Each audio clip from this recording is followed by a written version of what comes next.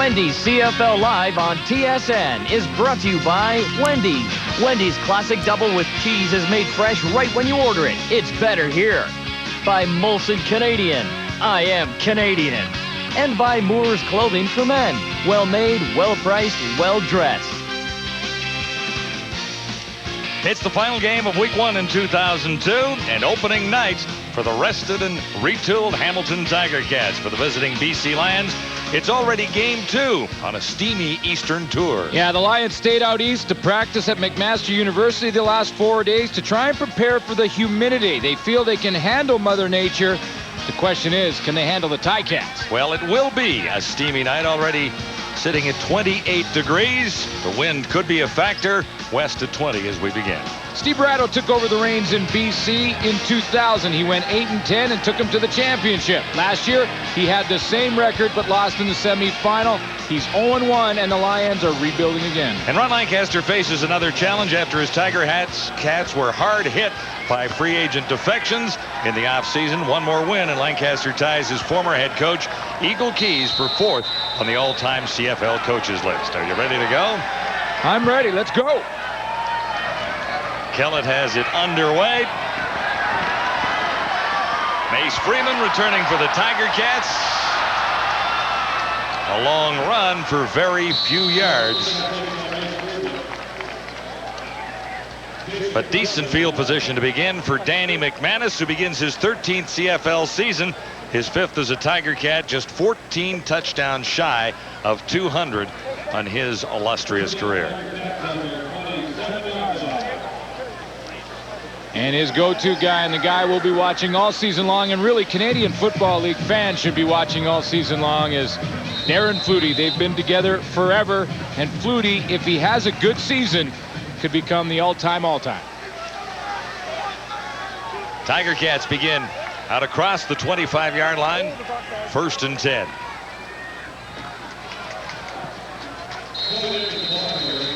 Not much running room. Straight ahead for the Tiger Cats that time. Offensively for Hamilton, Miles is the new kid that everyone is talking about. Archie Amerson, a veteran. Flutie is the record setter with any luck at all, and Andrew Grigg. And up front, there's one real key change with Lambert at center, flanked by Sharon and Mihalik. Lambert beginning his first season as the Tiger Cat center. Yeah, talk about a guy we all want to watch. That's Tony Miles. He had 228 yards in the preseason, led all receivers in the CFL. He's got great speed.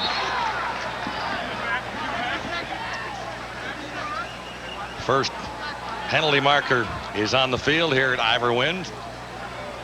Procedure, Hamilton, number 66, still 2nd down. Defensively for the BC Lions, up front, Cameron Legault is about a week away. He's got a hamstring injury, so Patrick Bradford starts in his 2nd game. Bradford, a rookie in that lineup. Barron Simpson signed in the offseason. He's back after a great rookie year. And there is your secondary. Experience on the corners between Eric Carter and Anthony Pryor. And there is Patrick Bradford, the newcomer, in for Cameron Legault. 2nd down and 10. McManus with time to throw. Flutie was the target, almost intercepted as it squirted out of Flutie's fingers, and Mike Crum had a chance at it, number 37. Mike Crum, the safety between Bo Lewis and Tyrone Bell, and talking to both those players before the game, they said they've got a lot more confidence in Mike Crum playing that middle. He's got range, he's got more confidence, and very nearly had that interception early in the game for the Lions. Mike Crum had 1 interception for the BC Lions last year. Osbaldiston had an outstanding season as a punter and a place kicker for the Tiger Cats last year. This is Tyrone Taylor. Seam up the middle, cut from behind by the ankles, and down there by Troy Saunders, who made a key tackle there. It's Wendy's CFL Live from Hamilton. Welcome back to Ivor Wind in Hamilton, and for the BC Lions, it's really all up to Damon Allen again. He will be 39 next month, and his backups have no CFL experience at all. Well, no, they have to keep Damon Allen healthy, and they've had to retool the offensive line to do it with the loss of Ben Fairbrother. He's gone for 9 weeks, so that hurts that team up front. However, The Hamilton Tiger Cats are playing a lot of young guys on that defensive line, so it may be a good time. 1st and 10 for the Lions, beginning with good field position, just shy of the 50-yard line. Lyle Green, 28, one of 2 Canadian starting running backs in the lineup for the Lions here tonight. Well, Lyle Green got a little playing time and touched the ball a little bit in the Montreal game on Tuesday. 4 carries, just had the 9 yards. But really the feature back for the Lions in that game was Sean Millington, and I think he will be for most of the season. However, they feel Lyle Green had a good preseason and has earned the starting spot. There's one more Canadian running back listed on this roster who we might see tonight, and that's John Williams, who's a rookie and performed very well in the preseason and found himself on the BC Lions after being a 4th-round pick. Here's Allen, near side, and he'll get the first down on 2nd and 3. Taylor again, Tyrone Taylor playing a big role already. Allen has Alfred Jackson and Jeroy Simon as his key receivers. Sean Millington, as mentioned, will carry the mail. And up front, the ageless offensive line is anchored by Jamie Terrace, who was thinking about retirement, but then had second thoughts. Fairbrother was a question mark, but he is out now with an injury, so they've had to go with John Audinetto, a rookie, at the left tackle position. Sean Millington on first down. Well, we talked about how young the Hamilton defense is up front. 5 of the 7 starting in their first game. And we talked about the 2 rookies, Tim Cheatwood and Lamont Bryant. They are rookies on the defensive end. Of course, they lost Joe Mumford in the offseason. There's your secondary. They've played together for a couple years now. Rob Hitchcock answered it from the safety position. Damon Allen looking for Thelwell, and that was a little miscommunication there. Starting lineups brought to you by Midas. See Midas for all your car care needs. Thelwell struggled a little bit in the opener against Montreal and dropped a couple. Well, he struggled. Yeah, he struggled a lot, as a matter of fact. Okay. He had a couple go down right down to the goal line and dropped him on throw behinds, plays that would have possibly influenced the outcome of that game. So Damon Allen told me right afterwards, though, he's going to keep confident and keep confidence in Ryan Thelwell. Matt Kellett will try a 41-yard field goal. He's dead on. And he slides that one through, so the Lions come up with points on the opening drive here at Ivor Wynne. Yeah, tried to take a little bit of a consensus, talking to head coach Steve Barato about having to stay out east and the way the schedule was set up. You know, with an odd team in the league now, there's 9 teams in the CFL with Ottawa in the league this year. It's going to be an unbalanced schedule, and this is going to happen pretty much to every team. Steve Barato got it right out of the gate. They said they're trying to get used to the humidity, which has been tough, and they've had the short work week. And they also played the preseason game, so this is the 4th game for the Lions in 17 days. It's a tough part of the gate, but you get to know where you are as far as your conditioning goes, that's for sure. Steve Barato knows a lot of those rookies. A guy like Patrick Bradford that starts on that defense, he's learning the CFL rules in a hurry, because that's tough when you play 4 games in 17 days. And in the game, there's only 20 seconds between plays. Well, that's a half a season in college football. That's right.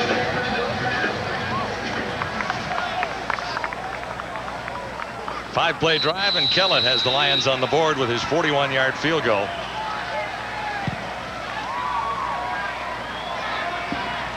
Down at the 20. Mace Freeman. Nice return for Freeman. He's out across the 40 to about the 44-yard line.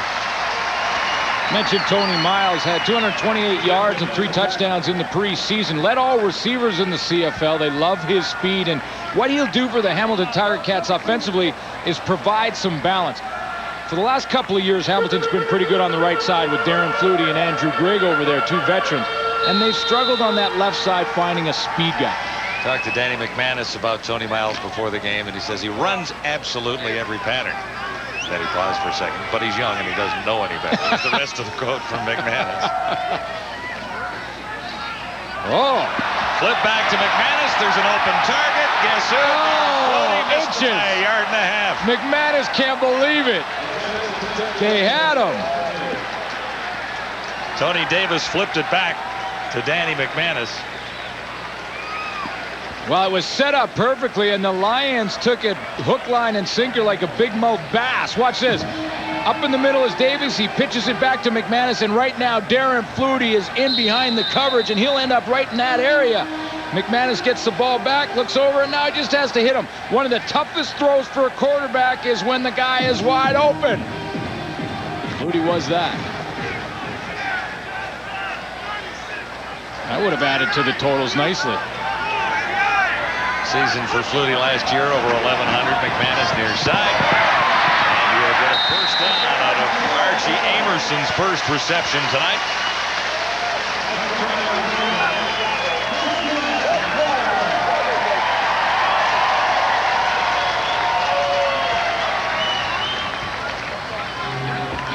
Talked about balance now. You get Tony Miles that can stretch a defense with that speed we talked about, and Archie Amerson, he's that guy that can catch the ball in space, maybe just a short little pass, and turn around and do something with it after the catch.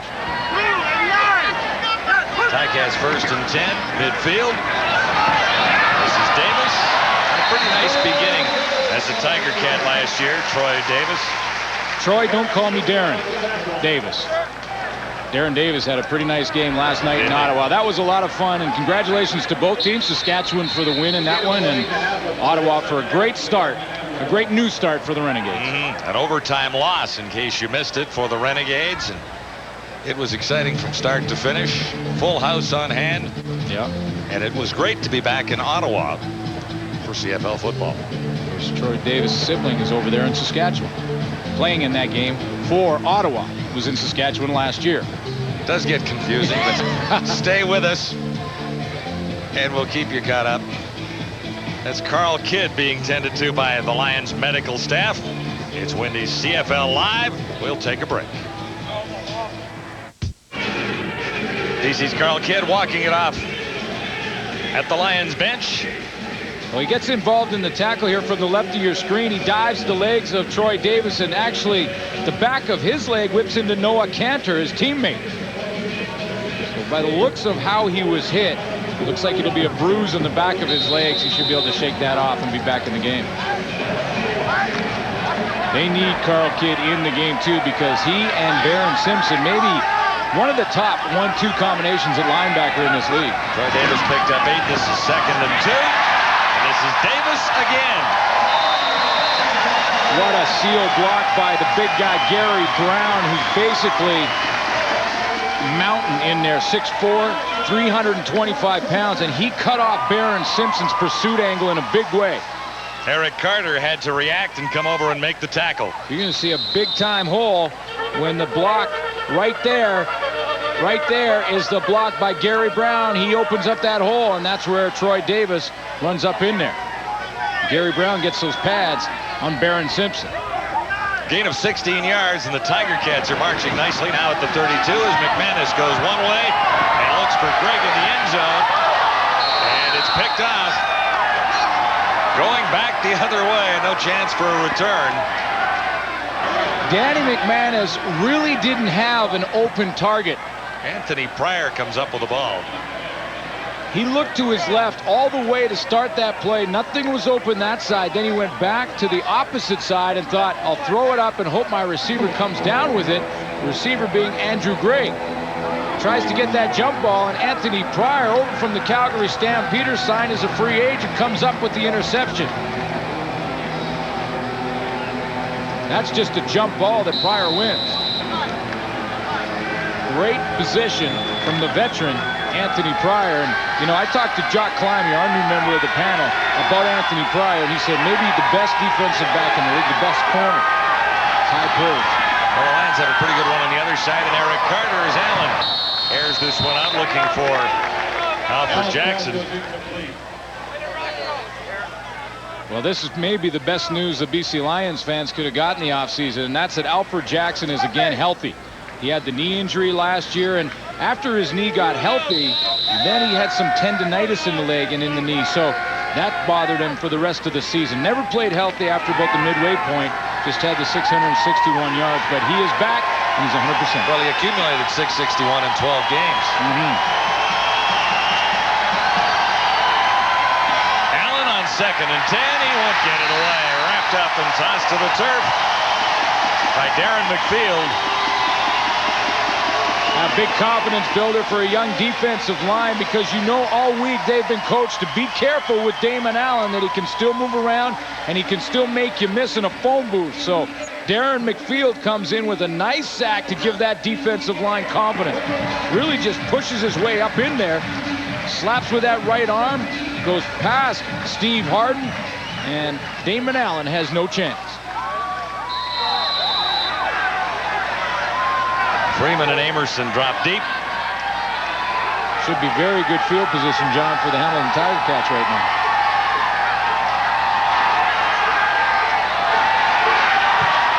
Tony Martino, it's low and not deep.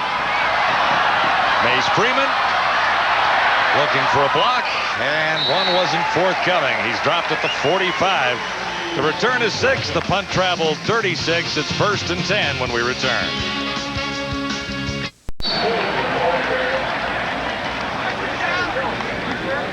Troy Davis for a couple of yards on 1st down Ticats as they began at the 45.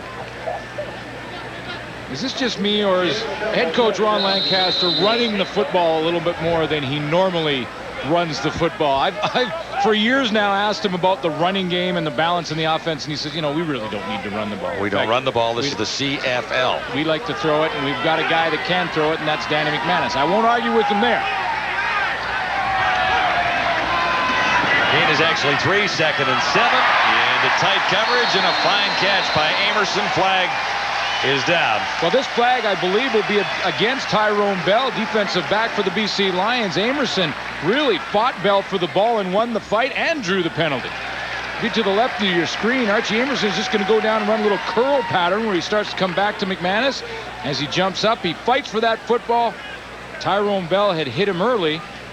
He drew the flag. They'll decline it and take the play. Forward pass interference. BC number 31. 1st down.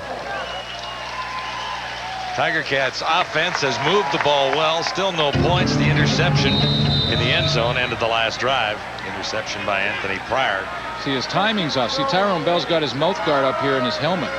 He's got to get that down in his mouth. So that's throwing everything off for him. Well, and the balance, too. Well, that's it. From the 30, 1st down. Hamilton Tiger Cats scoreless so far. Troy Davis one more time.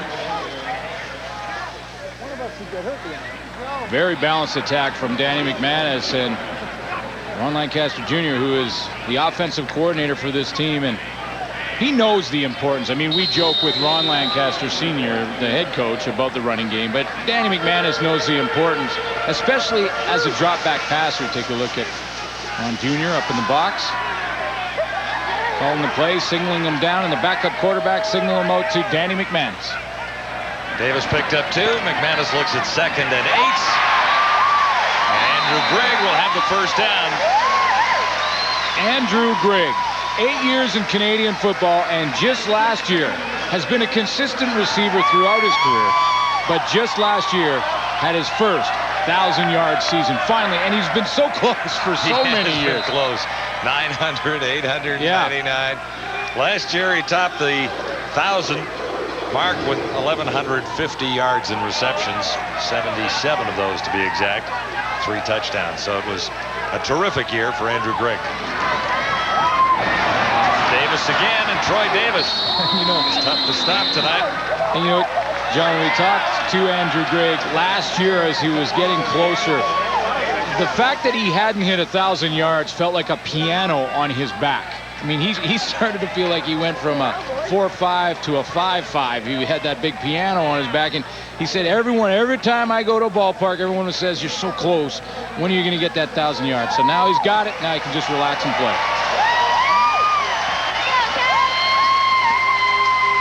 Fraction goes against the Lions. Look at that balance.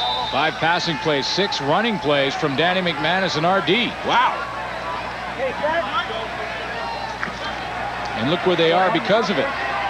Well, they're at the 6-yard line. Goal to go from there with a 1st down. Make it the 6.5. Here's Davis again. Down to the 1. Does he make it all the way in? The ball is not across the line. There is no indication down there, and they mark it really spotting it down at the 1-foot line, so it'll come back. Well, he got awful close. Now the ball just has to cross the plane of the goal line. If you can imagine at the front of that goal line, an invisible line going all the way up. Mike Crum, the safety, will step up and put the hit on him. A nice hit. Does he get that ball across? No, his knees are on the ground before he reaches the ball across that goal line. That's a pretty good stick from the safety. As close as you can come. It's second down goal to go from the 1. McManus hands off. They're going to get the touchdown this time, but flags are down as Dwayne Ford carries it the rest of the way after Troy Davis did most of the work. BC number 91, decline. Count the touchdown, Ticats.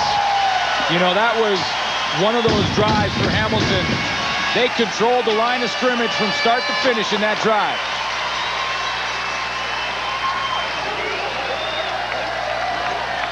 So Dwayne Ford carried it the rest of the way, number 37.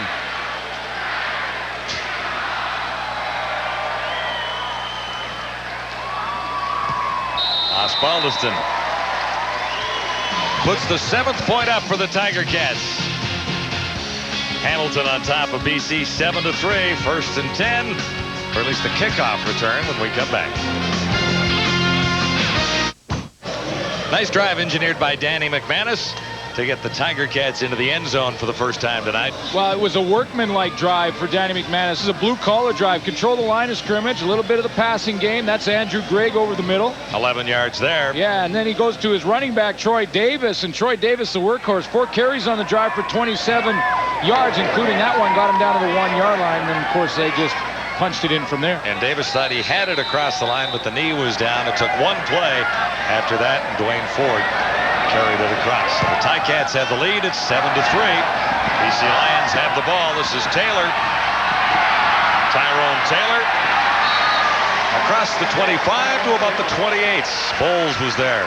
So was Muzica. Here's the scoring drive. You know, in the panel, we'll talk about Matt Dunnigan and Chris Schultz, Jock Climbing. Those guys will talk about ball control. Ball control means that's exactly what ball control is. 7 plays, 3 minutes and 50 seconds, and it's a workmanlike drive. You mix up the run, you mix up the pass, and those guys, they're offensive down there in the panel. They know what ball control means and how important it is, and that's exactly what that was for the Ticats. Offensive in so many ways. More ways than one. 1st and 10. Millington can't get around the corner far enough.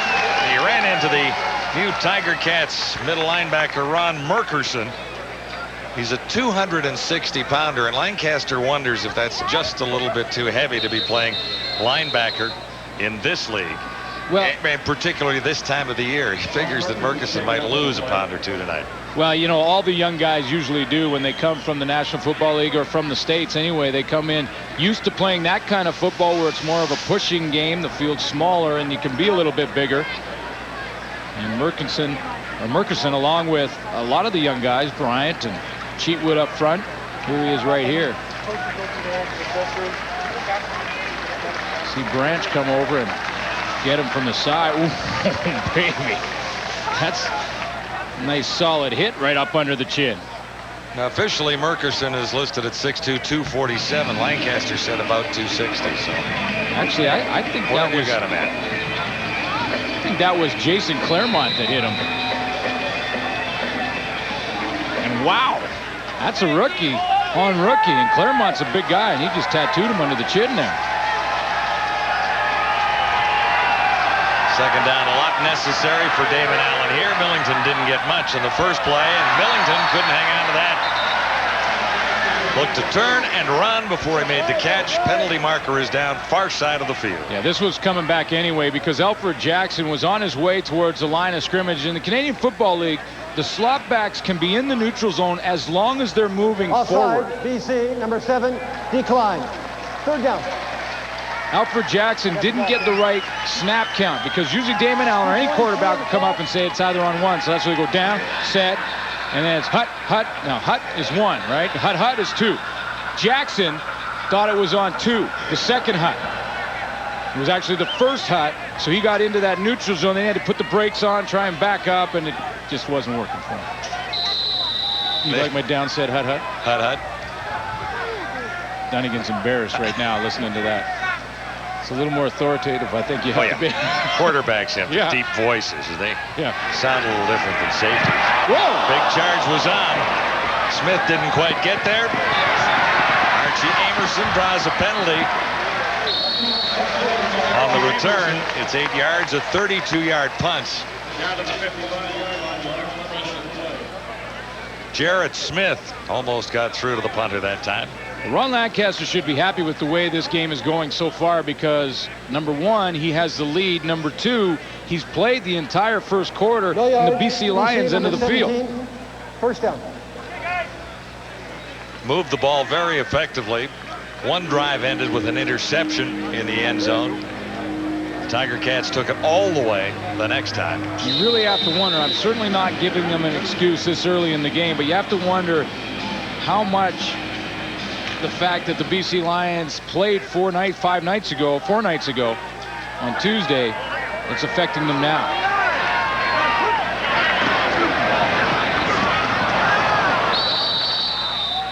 Troy Davis again, and he ran into Brett Johnson. Down on the sidelines, it's nice to have John Liu along. Well, John, a little bit more on the Ticats wide receiver Tony Miles. Could he be another Kurt Warner type story in the making? After all, we all know what the Rams QB went on to accomplish after stocking shelves in a grocery store.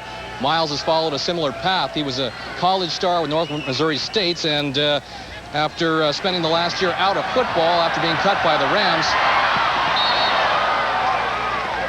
he played pickup basketball and worked as a courier in a law firm. So time will tell whether there's a Grey Cup in Miles' future, but if he continues the trend he set in the preseason, he could be a success story about to happen. Tony Miles working against Anthony Pryor on that pass play, and it didn't work out, but they were talking so much about Miles for the preseason that he had. #1 receiver in all the CFL with 228 yards in receptions. Well, Anthony Pryor has watched Miles on film in the preseason. He knows he's got great speed, so he played way off him. He was about 10 yards deep on him, and he was in better position for that ball than Miles. Osbaldiston handles a low snap and puts it over Tyrone Taylor's head, 5 yards deep in the end zone. Taylor has nowhere to go but give up the point. 60-yard punt after Osbaldiston dug it off the turf.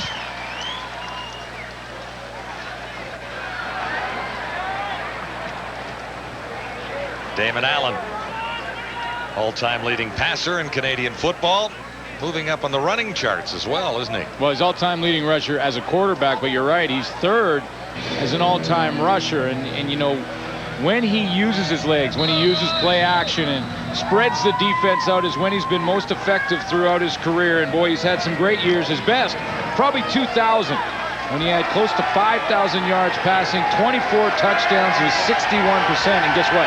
They won the championship that year. From the 35, this is Lyle Green on first down BC.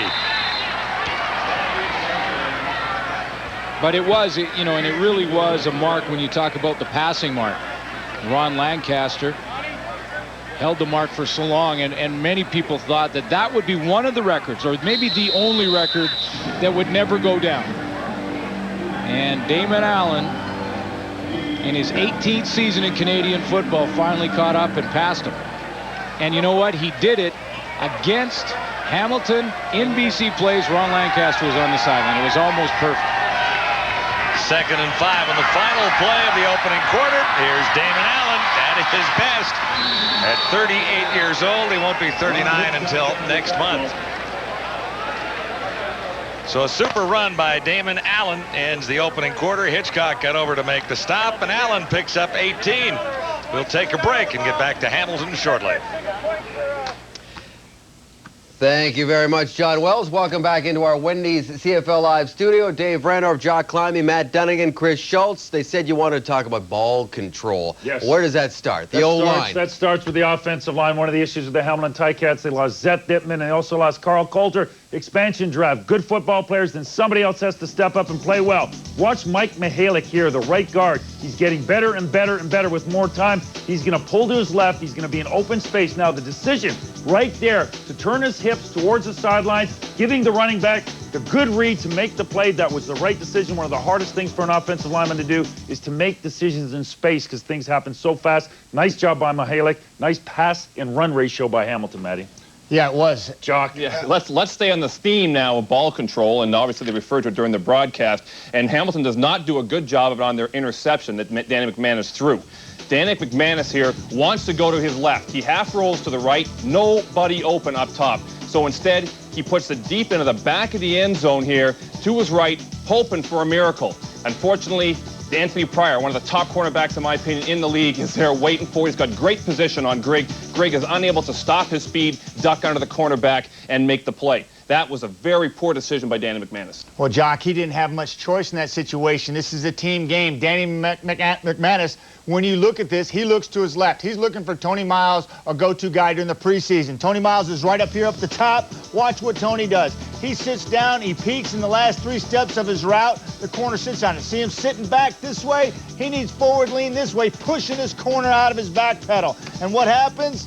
What happens is simply Danny Max looks that way, knows if he throws the ball out there, he's in trouble, interception. So he's got to go out to the other way, and it doesn't work out very well. It's a team game, and his receiver didn't give him anything on the left side. He's got to go right. It doesn't work out. Danny Mack or any other quarterback, that's a couple of tough bookends to throw against. Eric Carter and Anthony Pryor, pretty tough. Hamilton with a 5-point lead. Let's send you back to Ivor Wynne Stadium in Hamilton for second quarter action. John Wells and Glenn Suter. All right, guys, well done, and great to be a Tiger Cat fan, is it not? The whole family came painted up. Well, I think when you look at the first quarter numbers, what stands out more than anything is down here that, well, I just crossed them out, actually. The time of possession. And that obviously favors Hamilton. We'll get back to that, folks. Hang in there. I'll straighten that out. This should be a first down for the Lions. Yeah, let's look out. This time here, I'll be more careful, and I'll just underline it. There, that's much better. And there you can see the time of possession and the ball control the guys are talking about in the studio. The Hamilton Tiger Cats have the big advantage. The passer, Hamilton, number 17, first down. Penalty goes against the Tiger Cats. The reception to Derek Branch. And it was Sean Woodson. Well, you mentioned he's 38, and it's just not right to hit a guy who's 38 years old. You've got to respect your elders. That ball was out of there. Sean Woodson gets the penalty. Good call by the officials, trying to protect the quarterbacks, especially the older ones.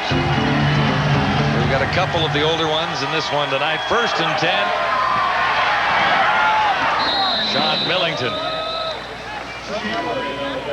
804 rushing yards and 11 touchdowns for Millington last year. 313 receiving yards, so he was under or over 1,000 yards in yards from scrimmage. Tim Cheatwood making the tackle there. Yeah, you know, the perception of Sean Millington, I think, throughout his career is that he's been off and on, had some good years and then some off years. But I think when you look throughout his career, he's been fairly consistent. His overall average in his career is 5.6 yards. Last year, he was about 5 yards. So he's been around that all of his career. Millington again, and this time he's down to the 10-yard line. Who can forget Millington and the wonderful Grey Cup runs of a couple of years ago when it was Millington and Drummond that actually carried the BC Lions into the Grey Cup and then on to the championship. Yeah, they went into a tight end type offense and a power running game with Millington and Robert Drummond, who they released this offseason. And now it's Millington's backfield, and he was the #1 guy versus Montreal on Tuesday night, and looks like he's the #1 guy here again tonight. 13 carries, 62 yards in the opener for Sean Millington. Damon Allen looking to the corner, and this one is picked off. Rob Hitchcock had his first of the season, and Damon Allen is on the turf. Hitchcock with 8 interceptions last year has his first of 2002. It's opening night for the Tiger Cats at Ivor Wynne in Hamilton, and it's Wendy's CFL Live.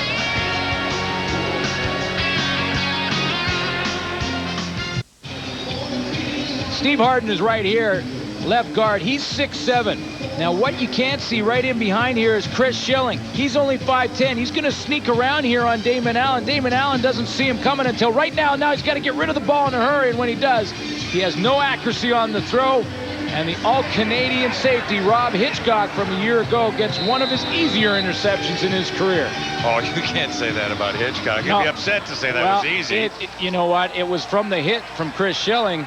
Damon Allen was slow to get up from it, but it doesn't matter how many for Rob Hitchcock. McManus on a quick release to Darren Flutie. Derek Lewis over to make the stop. Great season for Rob Hitchcock last year. He had 2 sacks, 6 interceptions.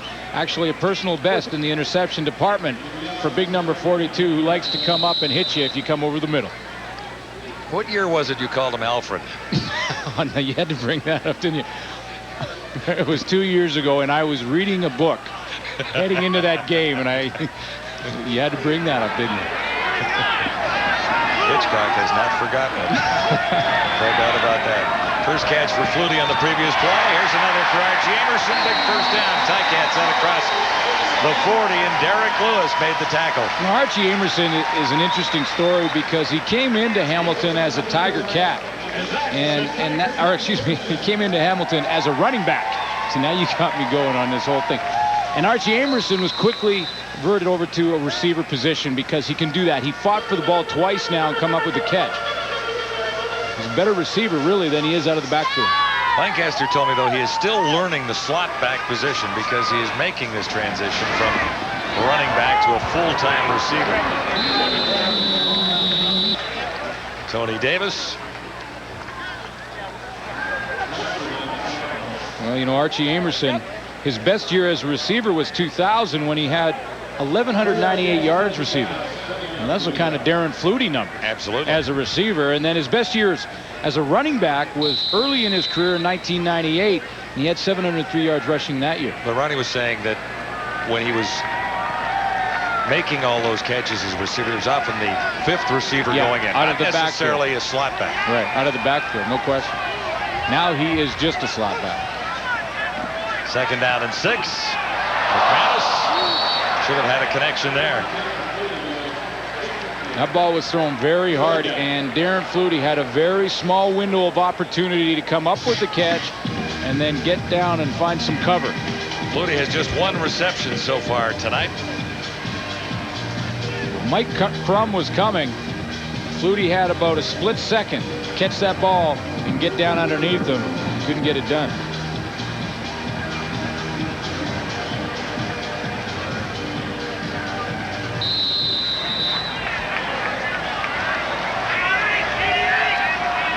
Osbaldiston set to kick it for Tyrone Taylor.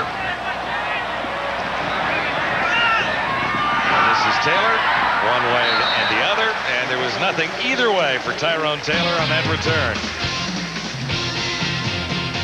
Randy Bowles leading the tacklers. It's the Ticats on top, 8-3.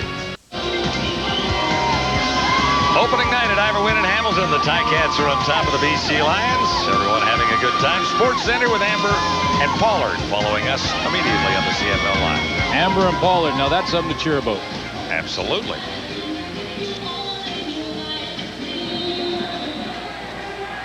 Damon Allen and the BC Lions have 3 points on the board. The Ticats have 8 with 10 minutes to go here in the first half. Sean Millington has carried the load for the Lions running game so far this evening. It's an interesting handoff from Damon Allen to Sean Millington because we may look for one option off of that same kind of play. As Damon Allen went to hand the ball to Millington, watch how he holds it in there for a second. It was a split second where Damon Allen kept his hands on the ball as Millington took it. That was a chance for Allen to peek at the defensive end. If he starts to pinch, Allen will pull that ball out of there and take it around the outside. Halfway to a first down. Allen looks one way. Here's the charge against Damon Allen. And he fired it away. No receivers open anywhere. Lamont Bryant, 53, was in pursuit. Well, we've seen that number on the field before, but the name on the back just doesn't look right. But credit to Lamont Bryant, and we told the story off the top of the show, he says he doesn't believe in ghosts.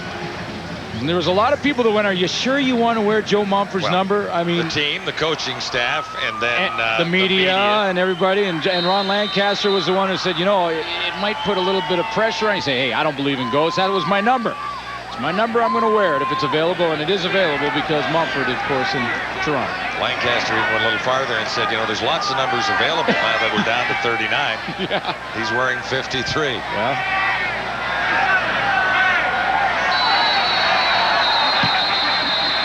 Martino took too long. Time count violation charged against the Lions.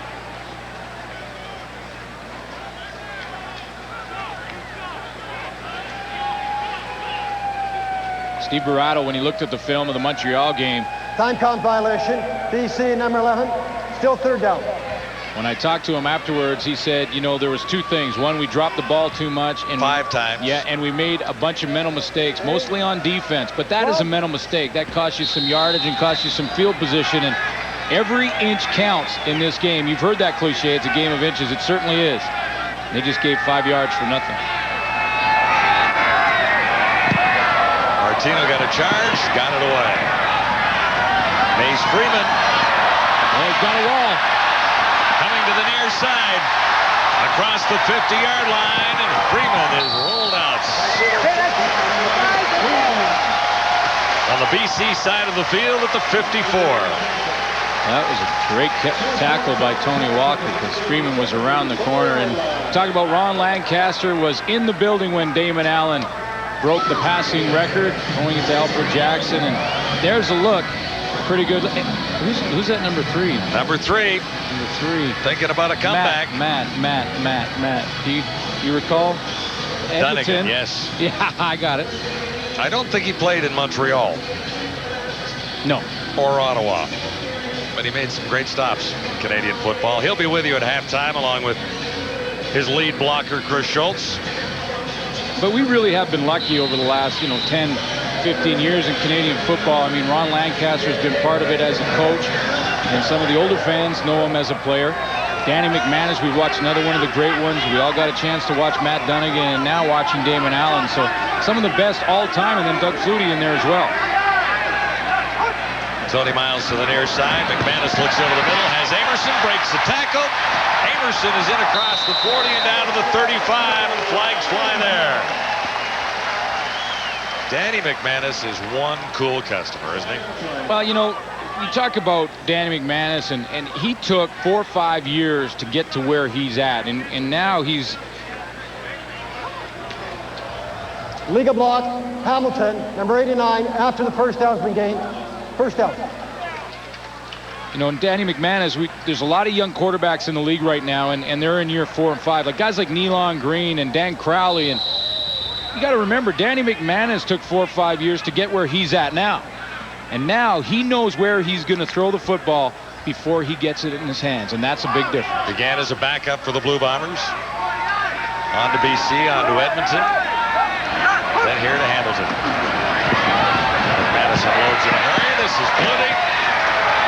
Great pattern by Darren Flutie. Perfect for the first down. Anthony Pryor, 27, made the tackle. See, and this is the timing, and Danny McManus, again, reading the defense and knowing before he touches the football out of that snap, the ball is on its way. Watch Darren Flutie. You want to catch the ball coming out of the break. That means right when you turn around, the ball's in the air. Turn around, bam. Ball. Now, we'll slow it down for you, but the ball arrived bang on time. Anthony Pryor had no choice but just to come up and make the tackle. Now, McManus says Flutie is still the fastest off the ball on this team when you add in the speedsters that they've got. Still the fastest well, off it's kind of like it's quick feet as opposed to speed, downfield speed. Here's Davis. Across the 30. But that's from experience, too, is it not? When a receiver has that timing and quickness and all of that. Well, yeah, and you saw earlier where Alfred Jackson and Damon Allen got crossed up in signals. That doesn't happen very often with Darren Flutie and Danny McManus, because Flutie is so accustomed to how Danny McManus calls the signals. It's as simple as that. When you're coming towards the line of scrimmage to get the best advantage, you want to be full speed when you hit it, you turn around, bam, there it is. Ball's right there. And as a defensive back, basically, you just want to make the tackle and start again. Talked Ticats looking at 2nd and 5. Penalty markers are down. McManus throws too far on the far side for Flutie. Looked like, Eric Lewis was covering. to me, Archie Amerson and the left side of that defensive line looked like it got happy feet just before the snap of that ball. McManus, just incredible numbers. 7 years, over 4,000 yards passing for Danny McManus. Offside, BC, number 26. Well, they had happy feet because they were drawn offside by the Lions. You look at the Darren Flutie numbers, Glenn. 9 1,000-yard seasons. And you know, the only 2 years in his career he didn't have over 1,000 yards. He only played 8 games in 1 year and 12 games in the other year, and he was very close in those years, just a couple 120, 30 yards short. 2nd down, less than a yard to go, and Dwayne Ford converts for another Tiger Cat first down. 91 for Darren Flutie. He played 8 games due to injury, and he was 140 yards short of 1,000 in 8 games. That really, you don't have to go any further, but I will. In 95, he played 12 games and was 107 yards short of 1,000. Are you going further? And I'll even go further and show you all of his 1,000-yard seasons after those 2 that he didn't make it. And it really is incredible when you look at the numbers. And when you average that out, John, it's around 1,200, just a little over 1,200 yards. He needs just over 1,400 to pass Alan Pitts this year. That would be a very good season for Darren Flutie, but he's very capable of it, too. Well, it's lucky you went through that list when we were waiting for a measurement here, but we thought the Tiger Cats are a little bit shy. So it'll be 3rd down and inches to go. Have you got any other long pieces you want to get in tonight? There is the Darren Flutie story in a lot more than a nutshell. McManus carries for the first down as the Tiger Cats maintain possession. Just over 6 minutes to go till halftime. Now, did you hear the guitar story about Flutie? Yes, I did, and it was that man who told it to us, Ron Lancaster, and I think it's fantastic. This was a training camp. Well, this team is so close, and they're very tight, and Darren Flutie was sort of the wake-up call in training camp in the dorms, and what he would do when the guys would go have their nap in the afternoon, at the appropriate time, he'd go out in the hallway with his electric guitar and start banging away. Yeah, plugged it into the amp and fired it up. Everyone knew it was time to get up and go to practice. Here's McManus. Close to another first down. It's Amerson again, and he's having a nice night.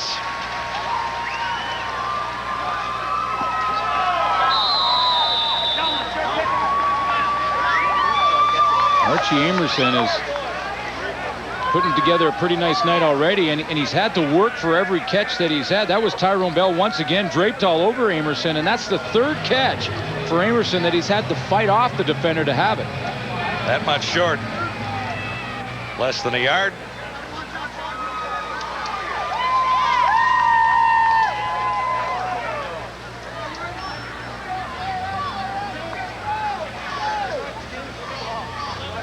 Ticats on top of the Lions, 8-3.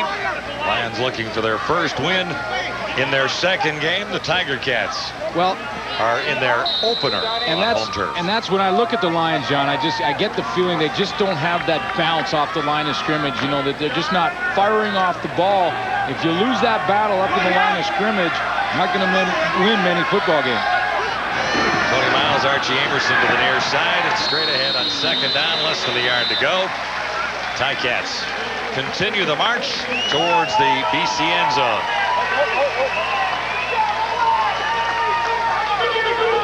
A very, very experienced and well-coached football team in Hamilton. Another big drive for offensive coordinator R.D. Lancaster. Yeah, that's Ron Lancaster up in the booth, and down on the sidelines talking to his dad is Bobby Lancaster right there. And he's a coach in the United States, so everyone is in the profession. Bobby is just up for a little bit of a vacation and helping out a bit. Here's Troy Davis. Nice numbers on him as Cameron Legault comes over to make the tackle. Troy Davis looked to me like he was trying to throw that football. He took a big, deep drop. Danny McManus is going to give him this toss, and he goes flat. McManus turns around to block. You see how he gets it in his hands, and then he looks down and he thinks, no, I'll just do what I know best, and that's to run. There was no one open downfield, and if the running back's going to throw it, you need a guy wide open. 10th carry for 53 yards for Troy Davis so far tonight. This is second down. Nice snap. McManus. Can you get there? The speedster. He has the touchdown. McManus still has that 6'4" speed. Incaliga may not hear the end of it.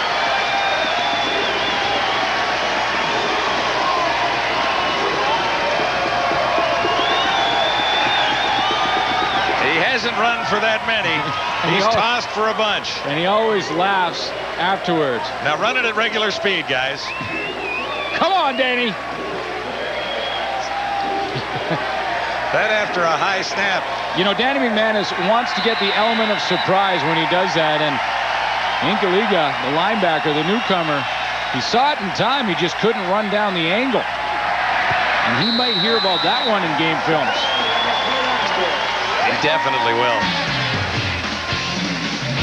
High snap. McManus at regular speed, huffing and puffing and sliding safely into the end zone.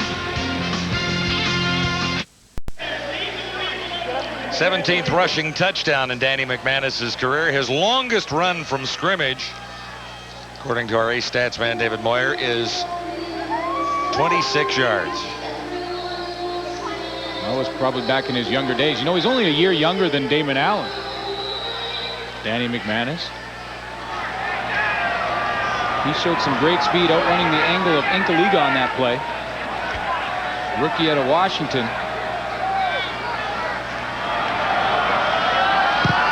Osbaldiston takes it deep. 3 minutes till halftime. Tyrone Taylor tries to get the Lions back in this. What a great tackle. Look at that. A 10-play drive. 5 minutes taken off the clock, and Danny McManus finishes off the drive, and it'll be one that Incaliga will hear for a few years. He's going to be right off the edge, number 35. He gets caught inside a little bit. Now, can he catch him on the angle? Oh boy, they're going to replay that one a few times. He had 3 rushing touchdowns last year, Danny McManus, and it's often that type of play that he'll get his rushing touchdowns where no one in the park thinks he's going to run, and he goes off and gets in the end zone. John Millington gets to run a lot for about 4 yards that time, maybe 5. This defense that is very inexperienced for the Hamilton Tiger Cats is playing quite well, and Lamont Bryant and Tim Cheatwood we talked about off the top of the show. There's Darren McField. He has a sack on Damon Allen. Of course, Chris Schilling and Sean Woodson can really help out with their veterans behind those guys, and of course they have one of the most veteran coaches in the league in Don Southern. Go ahead. When you look at the defense, 3 raw rookies, the guys you mentioned, along with Ron Murkison, the middle linebacker. So that's enough to make coaches have sleepless nights, is it not? 3 minutes till halftime. We'll take a timeout here at Ivor Wynn. It's Wendy's CFL Live. We're about 3 minutes away from Wendy's at the half. Randolph Schultz, Dunnigan, and the new guy, the rookie, Jock Clammy, are set to go. These guys are exhausted. Well, they had to work last night, travel this morning. They're working again. Talk about the Lions on a short week, man. Those guys were in Wendy's serving hamburgers. They were full-time yesterday. Here's Damon Allen looking for a first down and cleverly gets there. He needed 5. Receivers were not open. Penalty marker comes down on Chris Schilling.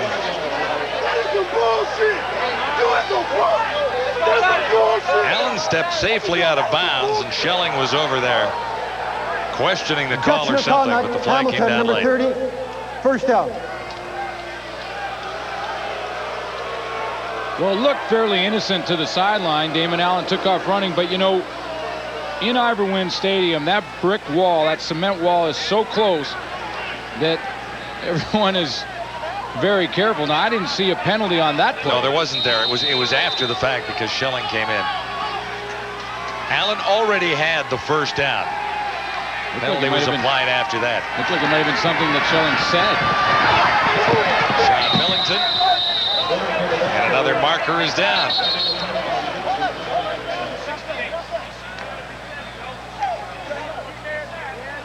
This will go back against the Lions. It's about 3 big steps from the white line to that cement wall. And it's tricky, and the officials are on top of it. If you're even close to a late hit on that sideline, they're going to try and protect the players. Holding, BC, number 68. First down, repeat it. Mantika will put the Lions in a hole, and a very important drive for Steve Barato and the BC Lions. With 2:46 left, there's plenty of time, but they can't afford to get down too far when they are a tired team on 4 nights rest. And let these Hamilton Tiger Cats climb up on them like they have. Ticats lead it 15-3. Damon Allen on a rope. Completed midfield. G. Simon. Big catch, his first of the night. That is a big catch, and you know what's a good play? The reason it's a good play is Damon Allen got to the outside, moved the pocket around. Rather than just be in the drop back position the whole time, why not move the pocket and get those young defensive linemen running a little bit? When he got over to the outside, he's going to come all the way outside containment. That gets the defensive lineman in a chase position. He gets his body around. He does that better than any quarterback in league history. G. Simon at the other end is working for an open area, finds it, and picks up that first. Stepped in front of Sean Woodson. Slight delay for Sean Millington. Draw play worked. Butler made the tackle. Dwayne Butler makes the tackle.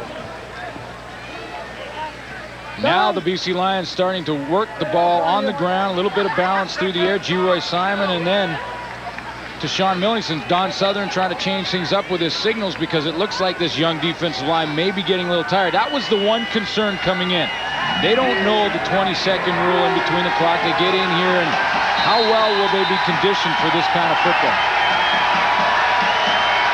And not used to the width of the field. All the rookies are imports. Lyle Green gets across the 35 and will have the first down. Murkison in the middle is a raw rookie. Tim Cheatwood on one end, and Lamont Bryant are also brand new. Yeah, and that's where Sean Woodson and Chris Schelling become so much more important. Those guys have to go up and talk to him even just before the play begins. Go and slap him on the side where they have to go and make sure everybody's lined up right.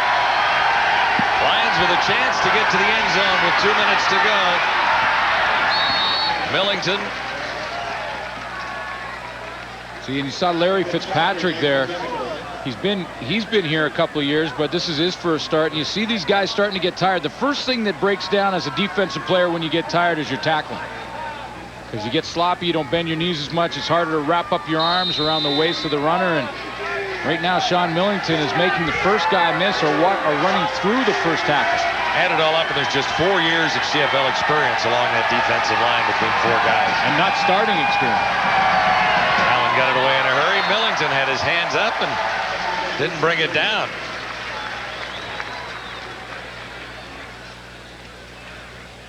Well, the defense got a little bit lucky there because Sean Millington didn't realize that he was the hot receiver in that defense, just didn't look up. And you can see how they're breathing hard. You see Lamont Bryant there and McField. Everybody trying to take that deep breath, get as much air in there as they can. We held them to a field goal, and that's a victory right now for a tired defensive line. 28 degrees when we began. Matt Kellett made his first from 41. This will be spotted at the 37. And Kellett is 2 for 2. The BC Lions have settled for field goals. The Tiger Cats have a couple of touchdowns. 15-6. Hamilton on top of BC. We'll be back. If you're not doing anything next Friday night, you can join us in Winnipeg with the Ticats and the Blue Bombers there. Wendy's Friday Night Football. And the addition to. Flutie made the catch. He's out across first down territory. And how about those Bombers? Yeah, off to a good start in the season. They beat Toronto 39-15. Kahari Jones on fire. 5 touchdown passes for him. Stiegel got a couple. So the Bombers off to a hot start. We'll be there to catch it next Friday night. Ticats, Blue Bombers. On the dead run, Andrew Grigg Gets about 5 yards with 1:15 to go. Wrapped up by Barron Simpson, the outstanding rookie in the CFL last year.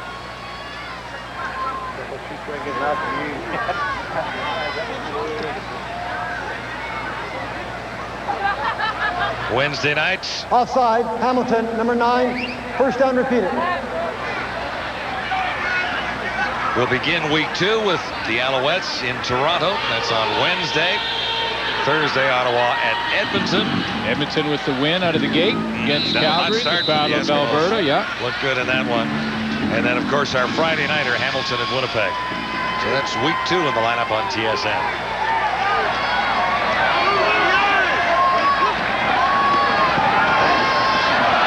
Again, breaks a tackle, spins away from another, and that was 1st and 15. He got most of it back.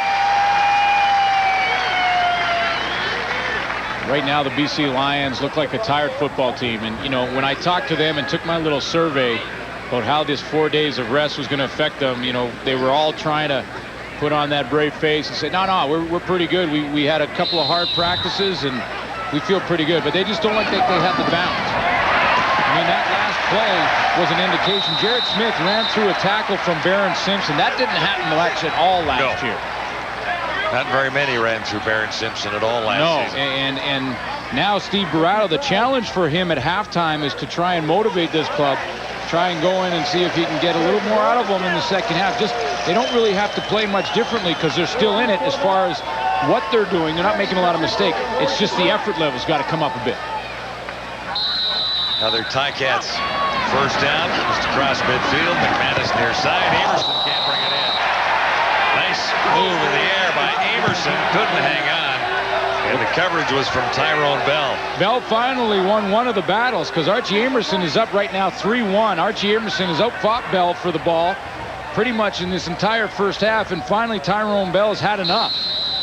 Very close to a face mask call in here, but he got in there and knocked that ball out and then threw Archie Amerson to the ground.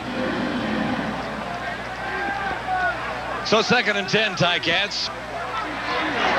Could be a matchup that'll be fun to watch in the second half. 4 receivers to the far side for Danny McManus. Looks to the lone receiver over here, and that's the newcomer, Tony Miles, still on his feet. This is what they've been talking about, leading the league in receiving during the preseason with 228 yards in receptions.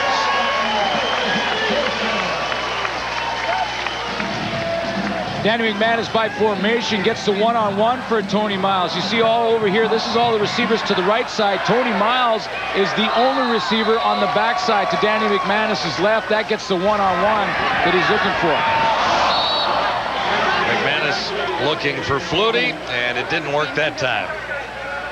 Then when he gets the one-on-one on the backside to Tony Miles, now Miles has a choice. It's almost a read pattern. If the DB plays him on an inside position, then he breaks out like he does there and then just makes Anthony Pryor miss in the open field with some quick feet. Net gain is 21 yards for Miles on the previous play. After Flutie couldn't hang on, it is now 2nd and 10, Tiger Cats. 37 seconds on the clock. Old isolation play, just one-on-one. The best man wins. Same situation here. 4 receivers far side. Miles all by his lonesome on the near side. Wayne Ford gets the call. Maybe a yard for Ford, and that's about it. Noah Cantor making the tackle. No, but Danny McManus did what he wanted to do, and that's come down and get into field goal range to answer the field goal the Lions just kicked.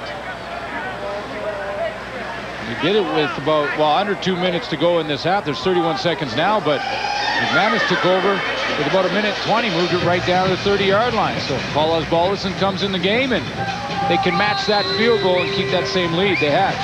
Osbaldiston was thinking about retirement a couple of years ago, if you recall. Well, I think it was more like 5 or 6, and then came back and thought about it again. He came back and he had a year and has been back ever since. But last year, as good as it gets for Osbaldiston, 81% on field goals. Well, and I got to wonder one thing. Mark McLaughlin in Calgary is back again, and he talked about retiring. Right? And these two are in a bit of a battle for second place overall in the points race in the CFL. I think if either one plays 15 more years, it would be easy to catch Bisaglia. Well, they're going to have to play that long to catch Louis, who, by the way, is now working for the BC Lions in the front office. But it'll be an interesting race all season long between Paul Osbaldiston and Mark McLaughlin. Coming into this game, as Balderson is 4 points back.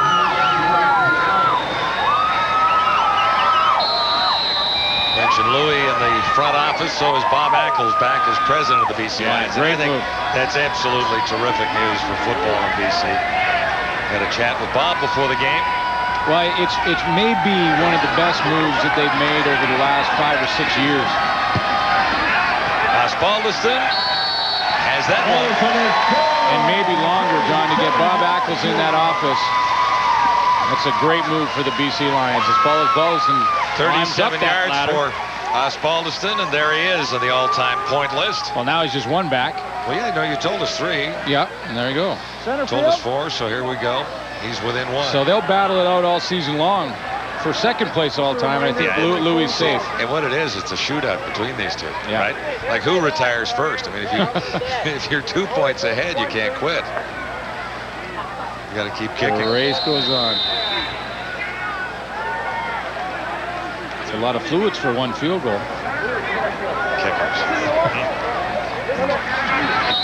Can't live with them, can't live without them. Well, Steve Barado's got to find a way to get the BC Lions up and going. Right now, Ron Lancaster just wants to get his defensive line to rest a little bit. They'll be fine, but really, his offense has been ball control for the entire first half. Steve Barado's got to come up with an answer. Panel's already and fired up. We're at halftime with the Ticats on top, 18-6. Thoughts from the boys back at headquarters after this.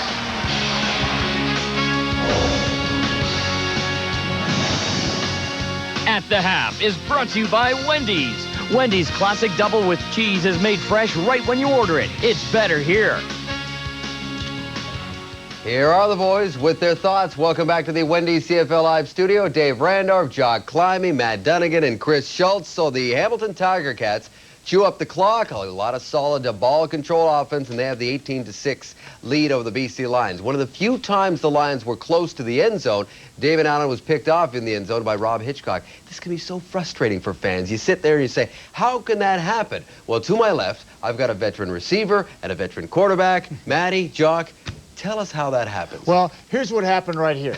Now, what we're going to do, we're going to try to break that down for you in the telestrated here. And Jock and I are going to team this up. Damon Allen, he's got problems from the get-go. What I'm seeing here is Branches here and Alfred Jackson here. They're going to run a switch. He's going to come in here and get a switch on this halfback. AJ is supposed to push out in the flat right away short. So he ends up here and draws this corner here. And then Branch is supposed to have a lot of space and be able to push up to the corner with the corner being drawn. The corner goes here, Damon goes there. Corner goes here, Damon goes there. Pretty simple stuff, Jock, but what happened? Absolutely. But unfortunately, the receivers get their signals crossed here.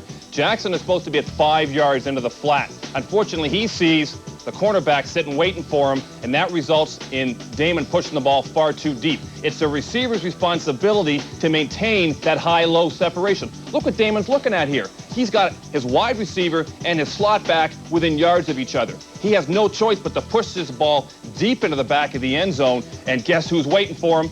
Hitchcock has got an easy interception here, and I tell you, there's nothing more frustrating for an offensive coordinator to see this. And unfortunately for BC, this snuffs out a very promising drive.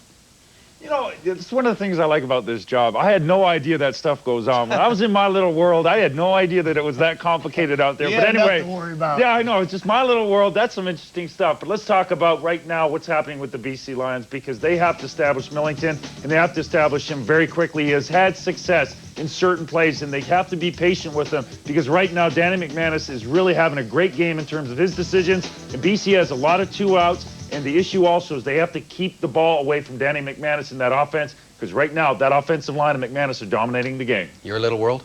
My little world. I had no idea all that stuff goes. I thought they just ran down there and played catch. Yeah. Well, thanks for enlightening us, and Chris in his little world. It is Canada Day, a long weekend, and as we have been doing it through the night, it's time to welcome in a very special CFL fan.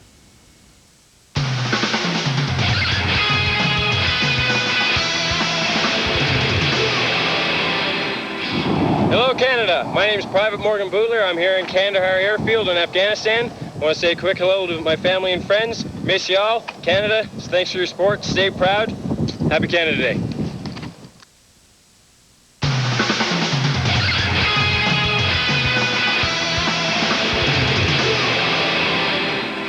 Hi, my name is Alfred Jackson of the BC Lions, 2000 Grey Cup champions. I'd like to say hello to all my Canadian friends over in Bosnia, and I hope you guys come home safe. Thank you very much, AJ. 18-6, Hamilton Tiger Cats have the halftime lead. That's the good news for Hamilton, but there is some bad news, and it's on the injury front involving their rookie middle linebacker, Murkerson. We talked about him in the pregame show. Ron Murkerson, the rookie out of Colorado, takes a good pop from another rookie for the BC Lions, Jason Claremont, broken wrist. So Murkerson is not only gone from this game, obviously, but we don't know when he's going to be back. Schultz. Well, you know why it's huge? Because so much of training camp is developed around getting a football player that you believe has the physical skills necessary to play the position. So literally within the last 4 weeks, it's a wash because of the injury to Murkerson, David.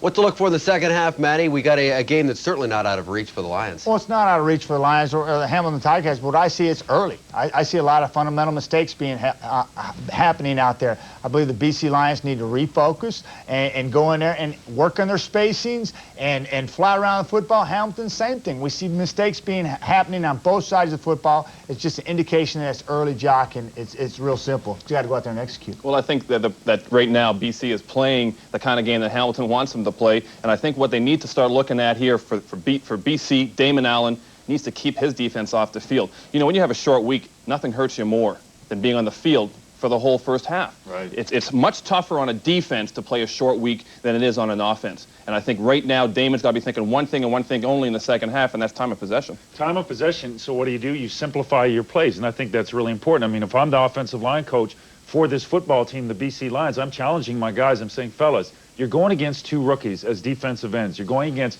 two guys that have limited experience. Let's simplify the offense, get Millington involved. But I have to challenge these guys because if they don't take this game over early in the third quarter, keep that ball away from Danny McManus, this is going to be an easy win for the Hamilton Ticats. Now, I like to talk about what BC does with a middle linebacker out of the lineup. I mean, that's a position, as we all know, for Hamilton that's extremely key. They love to free up the middle linebacker and give him all those tackles. Remember Calvin Tiggle and how he was with that defense? Yes. Roaming sideline to sideline, because those defensive linemen, they're taught to hold on and let that middle linebacker make all the tackles. Now he's not there.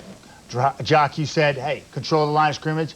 Time of possession important? Well, that leads into BC's hands. They need to pound the ball to Millington and take control of that line of scrimmage. Challenge the middle. Challenge the middle. And I think they got the horses to do it. They proved it. That's when BC's at the best. Then Damon can get out and around and use his skills on the edge, Chris. I know they can be done. I've seen him do it. I've seen him do it for 18 years. Yes. But not only that, the play action passes, man. You get Millington going. That allows you to bring everybody up. You get one big play, back in the game. Then you got Thelwell. Then you got Jackson. Then you got Simon, getting folks going again. They got some weapons, but right now the weapons offensively are being used by the Hamilton Tiger Cats. It's 18-6 at the half. You want to get yourself out to a football game, see some live CFL action?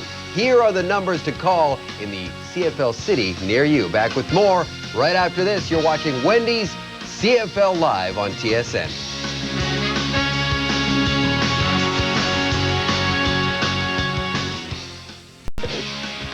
The halftime stats are brought to you by Moore's Clothing for Men. Well-made, well-priced, well-dressed. I believe these stats were compiled by the accountants at WorldCom, however, so we're running an audit on them as we speak.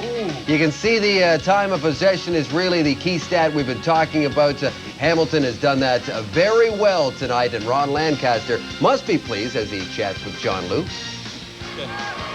Well, Coach, anytime Danny McManus gets a rushing touchdown, I guess you can say you really established the run pretty well. Well, I don't even know how to answer that. You know, he doesn't do that too often, and it's probably a good thing he doesn't. We don't really want him running with the ball too often. Your front seven, 5 starters, how pleased are you with their contribution in shutting down that BC offense? Well, you know, I think we're playing a pretty good football game for a first game. We know that the Millington can run. Damon is dangerous, so we just got to do what we're doing, keep it up for 30 more minutes. Okay. Thanks a lot, Coach. Good luck in the second half. You don't want to see this often. Matty, come on, look at the Jets. He's flying. Punts are falling off. He gets it done, bottom line, and the Ticats have a 12-point lead.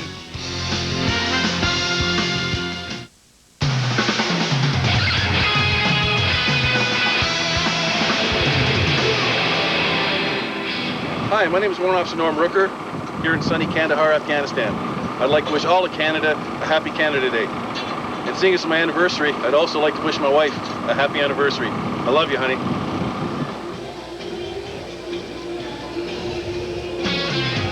Great to hear from all the Canadians serving overseas, and particularly this weekend, Canada Day weekend. I hope it'll be terrific for everyone out there.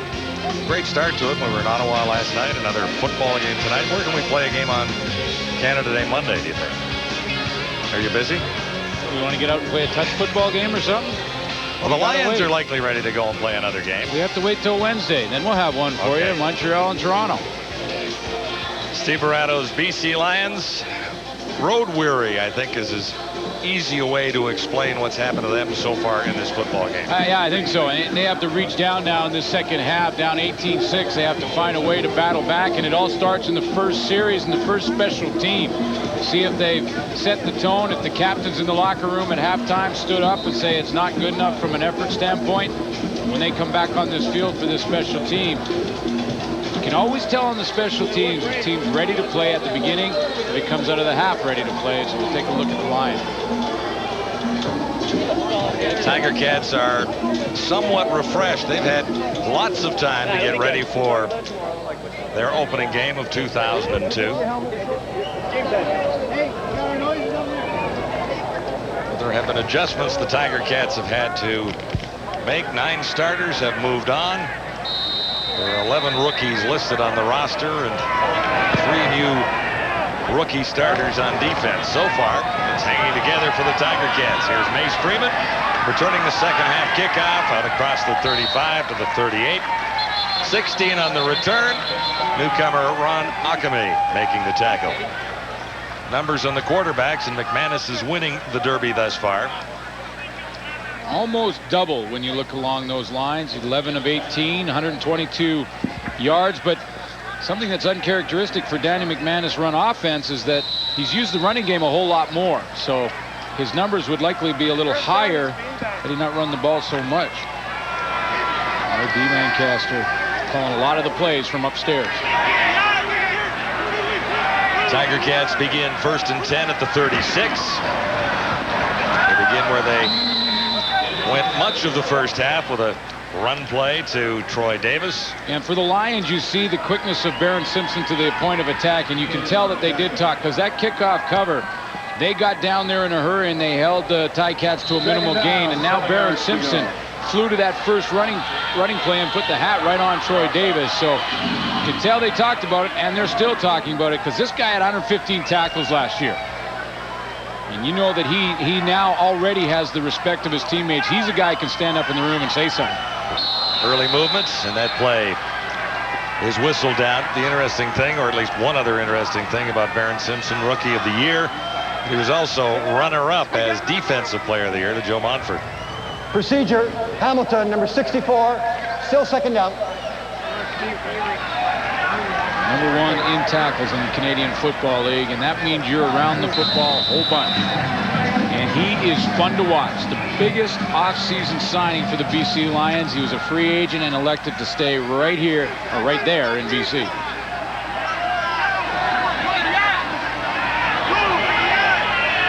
Five receivers set for the Tiger Cats. McManus will put it up.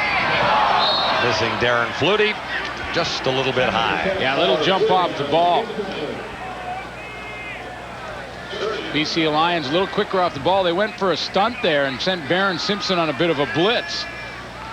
And he looks like he's been the leader, and he wants to lead by example to start this second half, because he was up in that hole in a hurry. There's Barron Simpson. He got up close to the line of scrimmage, and watch him just take off right up in the line and cause some problems right in front of Danny McManus. And that's a little better jump to their step than they had in the first half. Osbaldiston sails it high and deep, coming down at the 30-yard line. Bobbled there by Taylor. Who's got the ball? Flag is down. Yeah. Now, was this a no yards penalty? It's a no yards penalty. The Lions keep the ball. Mace Freeman was there for the Tiger Cats. No yards, Hamilton, number 29, first down.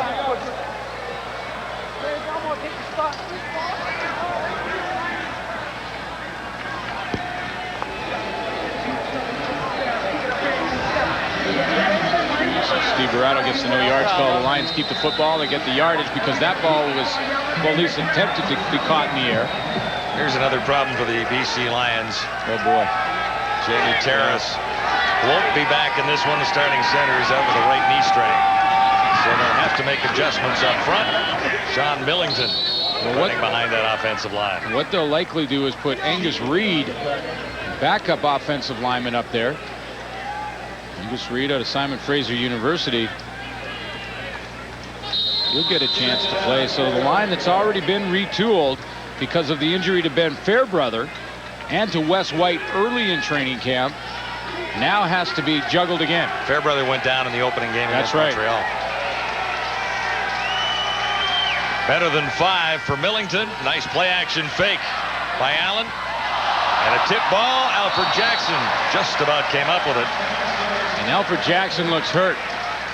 He Chris Schelling got a hand on it. Almost had that ball, and he went down and he grabbed that right shoulder immediately. Alfred Jackson been very quiet in this game. And he has not caught a pass in the first half. Alfred Jackson is the inside guy. He's going to come all the way across the field, and Damon Allen can do it because he bends back. Little play action. You see how he works. He's got an open area. That ball is tipped. He almost has it, and he goes down right on top of the right shoulder and reaches immediately to that shoulder. And that's the other thing. When you have 4 nights rest, and I don't want to harp on this, but injuries when fatigue sets in are more and more likely to happen. Well, you can harp on it a bit because this is really a terrible schedule for the BC Lions to have to open with 2 games in 5 days and 4 games in 17 looking back over the preseason. This is a real tough test for the BC Lions. Injury timeout at Ivor Wynn, and we'll be back. It's not looking good for BC's Alfred Jackson after this. See Schelling, Chris Schelling, number 30, has his hands on the ball. That's where it goes up in the air. And Rob Hitchcock is in behind. He's right back there on Alfred Jackson. As Alfred Jackson goes down, he almost has the ball. And look at Hitchcock jump right on the left shoulder of Jackson, which forces that right shoulder right down into the turf. From number 42, breaking downhill on that football. And Jackson went off. He couldn't straighten out that arm. So not good news for Lions fans. That's the number 1 receiver for Damon Allen. 3rd down, Tony Martino kicks it inside the 20. Ace Freeman gets out across the 25 to about the 28 on the return. 9 on the return, a 42-yard punt.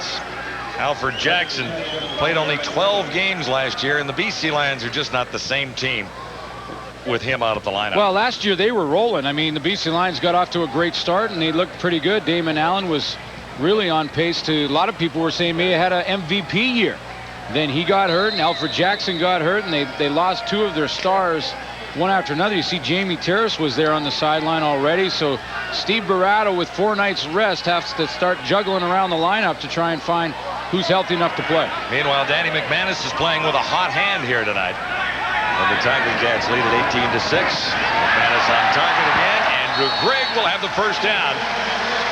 Grigg across the 40 to about the 41. That's a textbook catch for Andrew Grigg, and for young receivers, that one was right in the hands. He didn't let that ball come close to his body, because if the ball gets into your shoulder pads, it can pop out of there because it hits off the pads. He used his hands, he looked it in, turned around for the first down. Hank Aliga, 35 for the Lions, made the stop.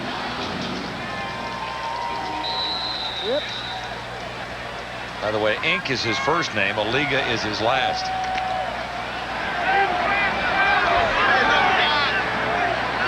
He was around last year.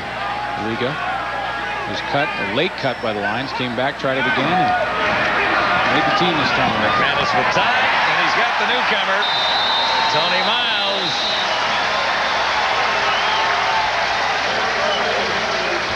Rookie out of Northwest Mississippi State. Has 16 yards. Talking about some changes to the Ticats. They've had to move around their offensive line with Carl Coulter lost in the expansion draft and Paul Lambert. And look at the throwing lane that Danny McManus has to see Tony Miles open in the curl pattern. You get a throwing lane like that as a quarterback, makes it that much easier. You don't have to throw it over a lineman that's 6'5". They open up a nice lane for it. Whoa. Another first down. High snap brought down by McManus. Got it away. Got the first down. And Miles ran right out of his shoe at the 40. That's his third reception. An athletic play there from Danny McManus. Had to try and avoid the pressure because the Lions were coming with a blitz, and Danny McManus saw it. He wanted to get out of there in a hurry. Lions up on the line of scrimmage. McManus wants to bail as quickly as he can, but he gets a high snap. Has to pause for that, make sure he has it, then he gets outside and throws a strike.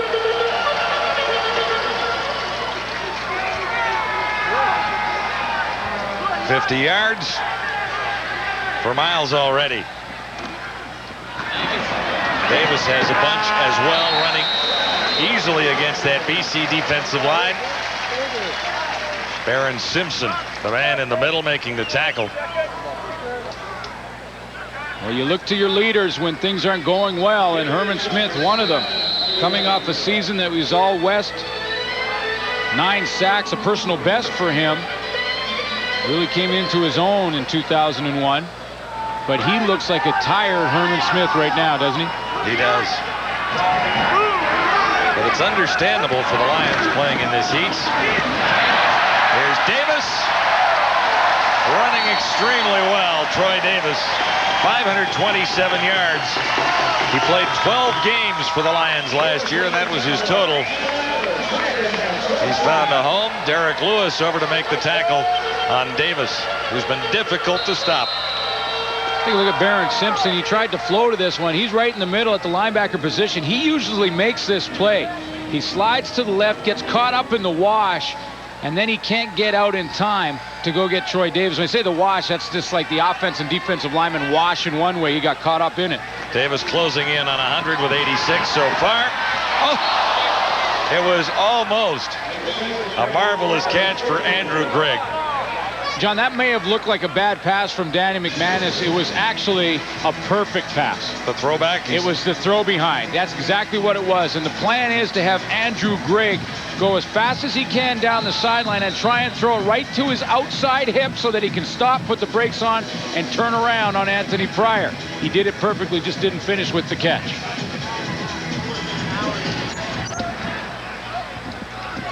Another impressive Tiger Cat drive set up at the 20-yard line after a 14-yard gain. Looking at 2nd and 10. Here's McManus. And he missed the target that time. Darren Flutie and Andrew Grigg got all caught up, and they were just both in the exact same area. They were trying to run sort of what's called a wheel route, where Darren Flutie sneaks around before the snap of the ball. Now he's going to try and go down, break to the outside, and then go underneath. You see how he stumbled? Then he ran into Andrew Grigg, and look at that. They're standing about 2 yards apart, and whenever that happens, the play is not going to be successful. You can have one defensive back cover both of them. Spaldiston, after a superb season last year, is perfect so far in 2002. This will be his 2nd attempt on opening night for the Tiger Cats here at Ivor Wynn. And Spaldiston puts this one wide. Wow. Lions look to run it out. Watch this guy. Watch out for this guy. A big return on a wide field goal earlier this season. And he's out to the 25. Sometimes it's better to leave the points, but he gets decent field position on that return. BC Lions head coach Steve Barato is battling injuries now, with Jamie Terrace out of the game and Alfred Jackson also injured. And looking at the scoreboard, he's down by 12 at 18-6. There is Alfred Jackson with the shoulder injury. He's got the pads off and looks like he's done for the night. David Allen working behind a rookie center and gets a couple there. Joining us in the booth is the president of the BC Lions, and we welcome him back to Canadian football, Bob Ackles. You've been away a long time, Bob. It's great to have you back. Well, it's nice to be back, John. I've been away 16 years. And you know one thing you forget about? Doubleheaders. So you didn't have any input in the schedule that the Lions are facing at this point. You were here in time to help out with that. No, I certainly didn't. I wish I did. It's tough traveling east, playing 2 games, and especially in the humidity that is tonight. Bob, what's the biggest difference, do you think, since when you left And now, after 16 years coming back with the league and with the perception of the league and everything that you see? Well, in the short period of time I've been back, Glenn, I think the quality of the player has improved greatly. And, of course, that's the same, you know, in any league. As the athletes are bigger, stronger, faster, quicker, you know, they just get better training all the time. And so that's the biggest thing that I see. I think your timing has to be pretty good, because while you were away, you likely faced the worst times the CFL had ever gone through. I mean, it was pretty close to a disaster looking back over 5 years ago. Well, I think the worst day that I ever had in the CFL was when I took over from Jackie Parker as a general manager in 1975. That was maybe before you guys were born. No, I was around for that, as a matter of fact. And you also had Parker quarterbacking that team as a general manager at one point, too, didn't you? Well, yes, that's right. He did as a coach, he was quarterbacking. As a coach, he came onto the field. Bob, it's good to have you back. Just a quick assessment of what you see in your BC Lions looking ahead through this season. Well, it's really too early for me to assess it. I've only been here 3 months, but you know, we obviously need a lot of work on our football team. We've got a lot of good talent, and I think we can be a very good football team. We have to obviously score more points, because we just haven't done that in the game and a half that we've played so far.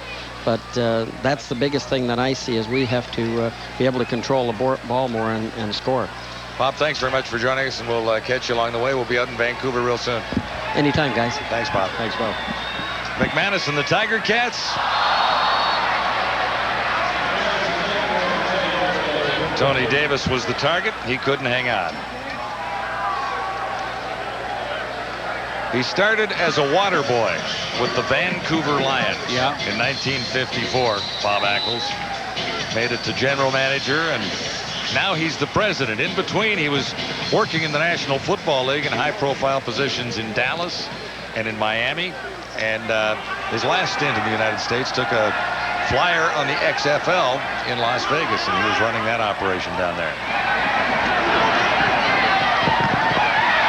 There's a little holding on the play before the ball arrived for Andrew Gregg.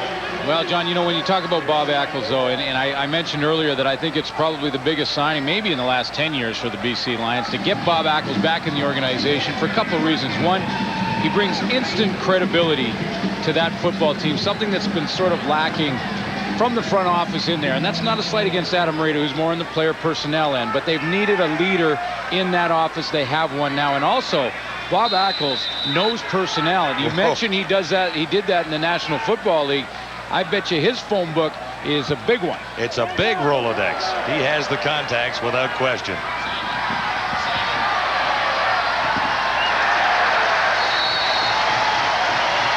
Geroy Simon on the return, not much there. And more bad news for the Lions. Here's John Luke.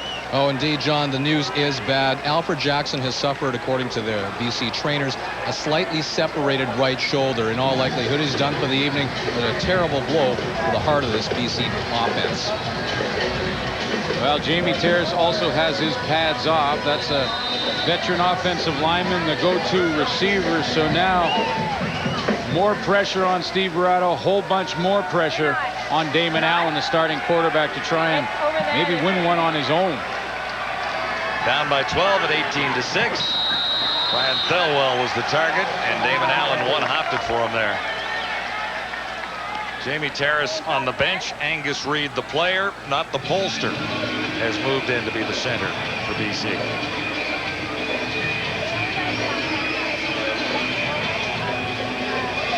Well, it's difficult, too, because Angus Reid moves into the center position, and that's a key position, because not only you got to pick up the blitzing linebackers to see Jamie Terrace with the pads off and the hat on, but you also have to get the ball back to your quarterback.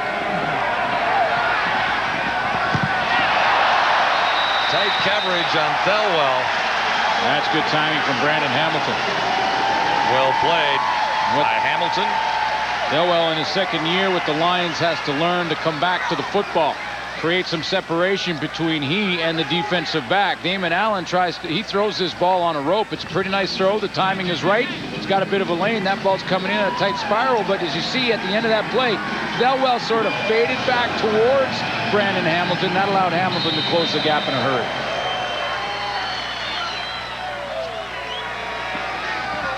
Martino standing back at the BC3. Mace Freeman, who's had a nice night on returns, and Tony Miles ready to accept the punt for the Tiger Cats. This will be Freeman calling for it. He's the fastest guy on the Tiger Cats, Mace Freeman. And Eric Carter ran him down. 7 on the return, 53 on the punt. It's Wendy's CFL Live from Hamilton.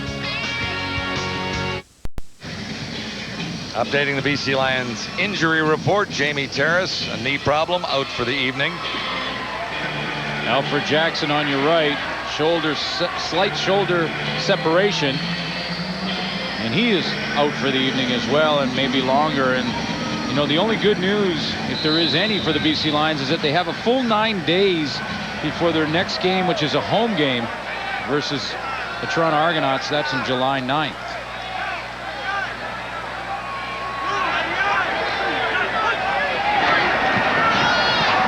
However, John, separated shoulders usually take longer than 9 days to heal. Troy Davis for a couple. How's that Tiger Cat offensive line performing with all the adjustments they've made up there from last season to this? Yeah, well, I think they've done a nice job. I mean, Gary Brown, we've seen some big blocks from him at the tackle. Maybe the biggest, and I won't say it's a surprise for Ron Lancaster, because he knew how good of a player he could be, was Paul Lambert at the center position. And then you put Dave Hack on that other tackle spot, and boy, you have pretty nice line. I mean, the tackles in the center are the 2 key positions. Seth Dittman is in Ottawa, as is Carl Coulter. Andrew Gregg makes the catch on the far side. Carl Coulter debuted, leading the Renegades last night.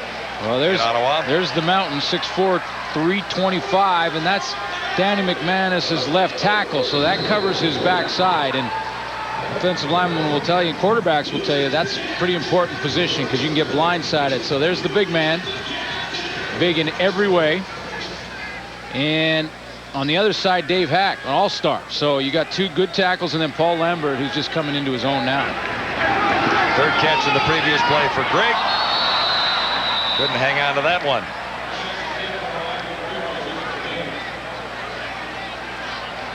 Dave Hack, who was the offensive lineman nominee for the outstanding offensive lineman last year for the Hamilton Tiger Cats. 30 years old, so he has 3-4 years left in him. Good years. He's just hitting his prime, and see, that's 6 years of experience for Dave Hack. So you got Mike Mihalik in there and Pascal Charon. So it's a nice balanced offensive line, and Ron Lancaster very, very happy with it. And we haven't seen much problem for Danny McManus in this game tonight as far as pressure goes. The newcomer has another catch. Tony Miles. Oh, boy. Guess who's slow to get up down there for the Lions? 13 yards for Tony Miles there. So you look at this protection from that offensive line. First off, 4 on 5. Danny McManus has lots of time, stands in there, throws the ball. Now here's the other end of the play, and Eric Carter has not got up from this one. He got his right hand stuck underneath, then turned around and reached for that right hand. Billy Rochelle, the trainer, right in front of you with his back to us, has been busy tonight, and you can see Eric Carter is in a ton of pain as they look at his right wrist and elbow. Steve Barrato is going to run out of players pretty soon. It's been a tough journey for the Lions to kick off 2002. Played well, maybe not quite well enough to win, but they were a couple of plays away from having a victory in their opener against Montreal.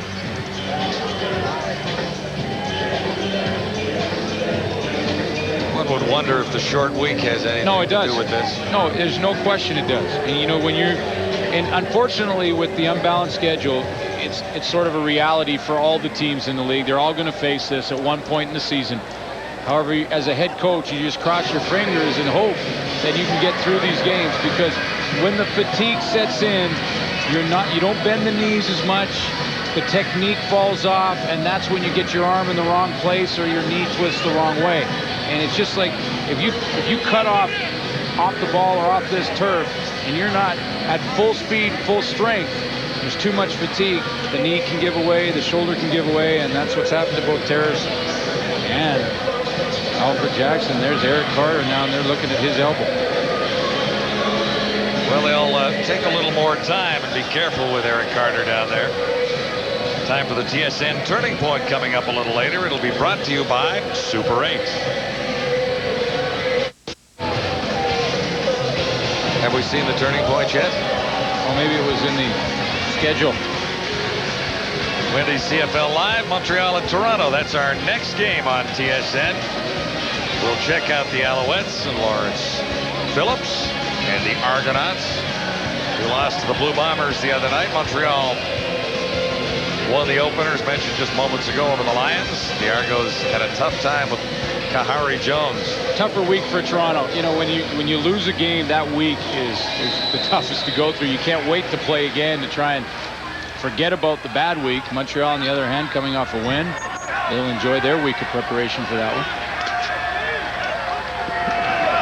McManus to the far side on first down. He has Flutie. Flutie has room. And it'll be another Tiger Cat first down.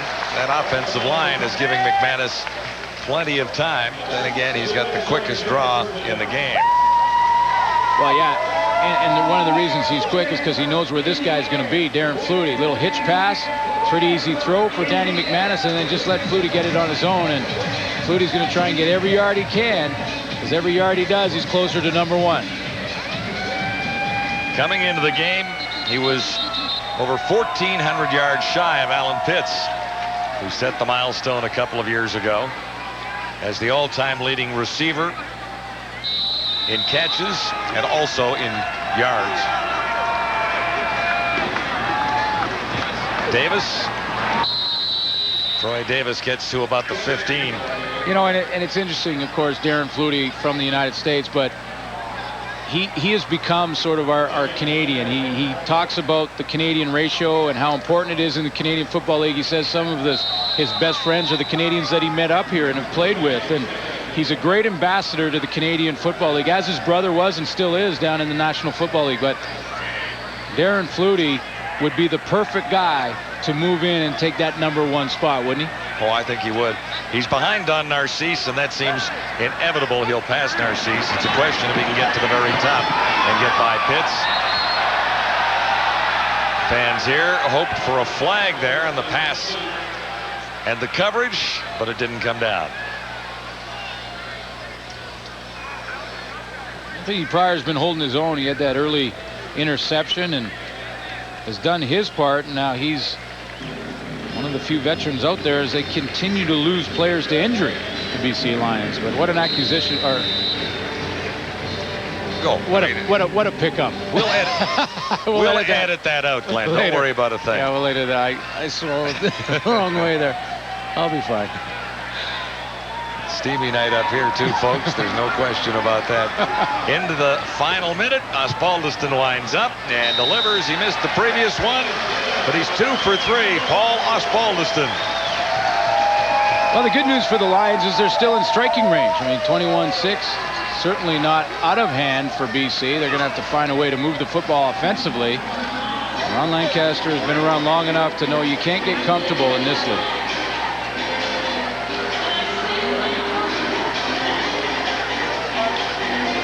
Trying time here in Hamilton tonight for head coach Steve Barato. The BC Lions losing on the scoreboard and losing on his roster.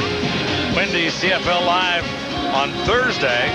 Those Ottawa Renegades make their first journey to Commonwealth Stadium under head coach Joe Paupau. So we'll have that for you. And following that with Friday Night Football. Tiger Cats, Blue Bombers from Canadian Stadium in Winnipeg. Yeah, some nice matchups next week in Calgary and Saskatchewan to play, but Montreal, Toronto, Ottawa, Edmonton. Ottawa, you know, you talk to the players, they come in, they say we want to win. Obviously, they all say that, and that's the goal. But realistically, you look at the team, and I think most would say if you compete, pretty good. And they did more than that in game 1 versus Saskatchewan. Gave the Rough Riders a pretty good scare. 2nd and 5. Damon Allen going to Thelwell, and Thelwell draws a flag. A little doubt about that one down at the 31-yard line. Brandon Hamilton on the coverage.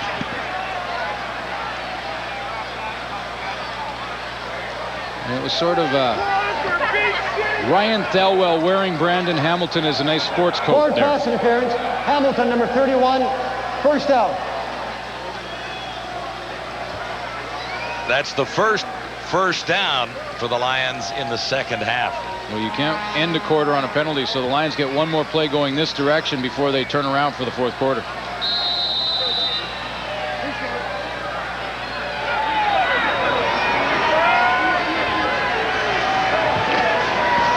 This will be the last play of quarter 3. Damon Allen as the Lions set up at the 33.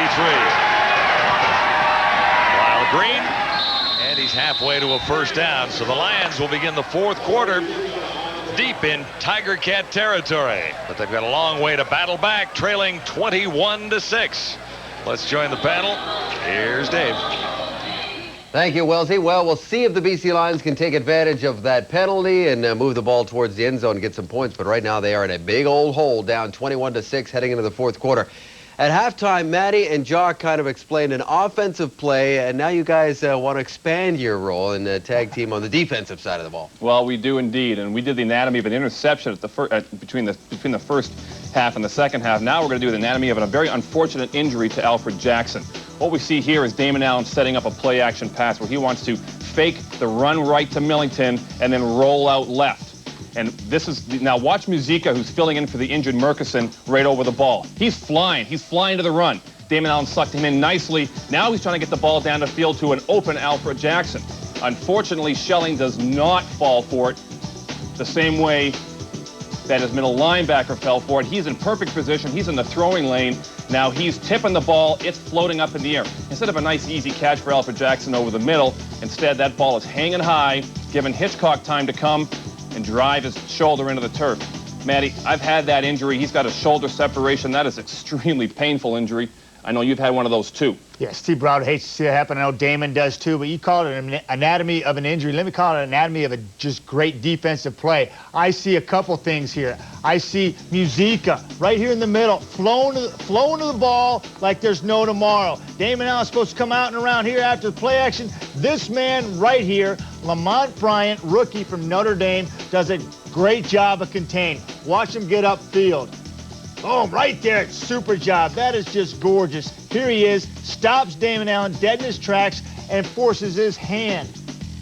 That, to me, is solid defensive play. Lamont Bryant getting it done, Muzica getting it done, Schelling getting it done, Rob Hitchcock coming over the top. That's why the Hamilton Tiger Cats, Chris, are ahead right now. I continue to learn. Very good, gentlemen. Let's talk about a conclusion we've made, that basically the game on Tuesday has affected this night's performance of the BC Lions. I remember watching that game. Barron Simpson and really Lawrence Phillips had so many collisions, about 7 or 8 of them. I don't see Barron Simpson with the same level of energy. That's the bottom line. They don't have the enthusiasm right now for the game because they played on Tuesday. Yeah, it's a 15-point lead, which usually in the CFL isn't much, but it's looking like a big hole right now, John. Interesting point of the Lions lacking some enthusiasm. It might be understandable. A little shovel pass from Allen to Millington, and he couldn't hang on.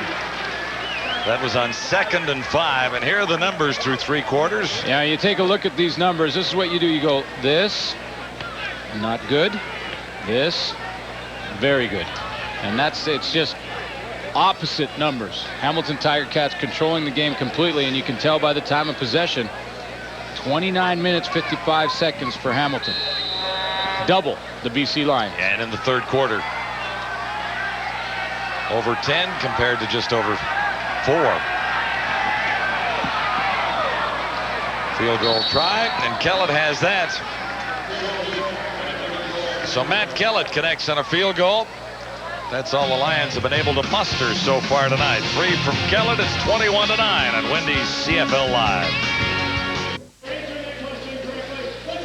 Schedule is having an effect on the BC Lions as they play their second game in 4 days. And here are some thoughts from Steve Barato on just how tough it is. The difficult part is that, you know, the CFL has a very brief and compressed training camp, and then to compress the first 2 games of the season on top of that works a real hardship on the guys physically. And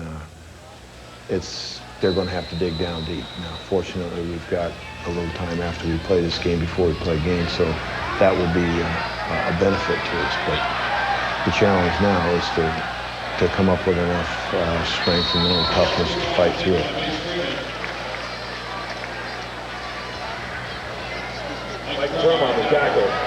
And the Lions have paid the price tonight with injuries on top of the weariness and on top of what it says on the scoreboard. But at 21-9, it's not over. No, it isn't. One big play and you're right back in it. There's a quarter to go. Yeah, you're probably going to have to get at least one of the big plays from your defense. They've lost Eric Carter. Veteran on the corner. He's out, so Alex Wallace from San Jose State, the rookie, will replace him.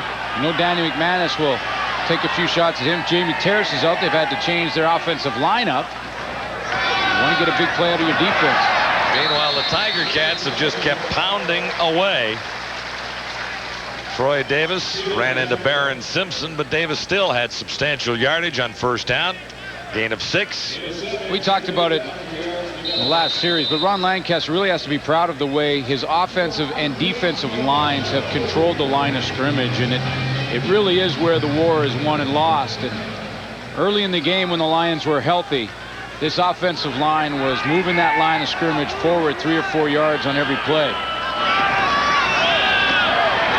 This is Davis again, and he'll have the first down. Tiger Cats have done it all tonight. They've established a nice running game. And McManus has hit all of his receivers. I'll explain what I mean by the offensive line trying to move that line of scrimmage forward as Darren Davis picks up that first down.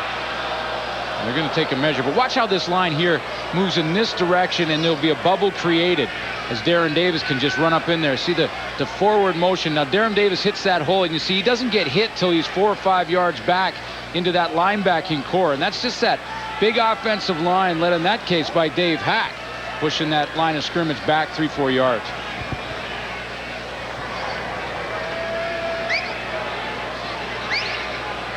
Troy Davis will hit 100 tonight.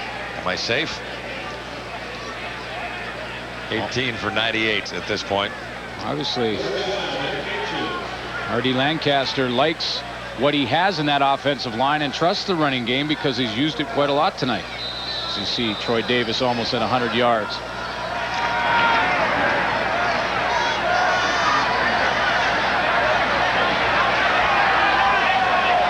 And McManus has a very balanced selection of plays going so far, pass and run. Yeah, well, in the CFL, when you see that kind of play balance in the play calling, that's pretty much 50-50 because this is a passing game. Flag is down, and we'll check out the infraction. You know, he's one of the best at game planning, Ron Jr., and he does it with the help of Danny McManus. Offside, BC line, first down. They have such a great working relationship between offensive coordinator and starting quarterback that, you know, rather than the offensive coordinator putting together the game plan and presenting it to Danny McManus, what they do is they work on it together during the week so that Danny McManus is very comfortable with what he has, knows the plays he likes in certain situations, and of course the coach lets him call the plays if he wants to on the line of scrimmage as well. Another first down for the Tiger Cats, moving closer to BC territory at the 50-yard line of Hamilton. McManus goes deep. Catch is made, and it's a beauty by Archie Amerson. Talk about threading the needle.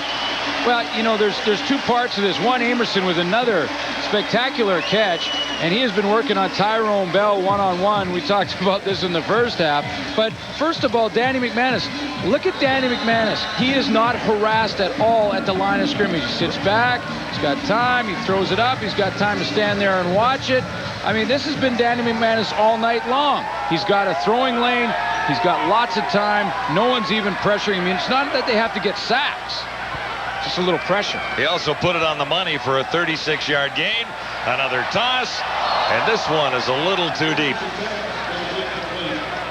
You know, it really becomes fun for a quarterback, I have to believe, when he's not being harassed. He's got time and throwing lanes to look down the field. And I don't even think Danny McManus will have to wash his T-shirt after this game. Well, he might have to because he did the one run down at the goal line. Oh, yeah, that might cause a dry cleaning. And that's been his go-to guy tonight. He's coupled to Andrew Gregg. Darren Flutie's been involved, but Archie Emerson's made some big catches. Tony Miles was the target on the previous toss by McManus. He has 4 receptions tonight. There's the difference. A mismatch there.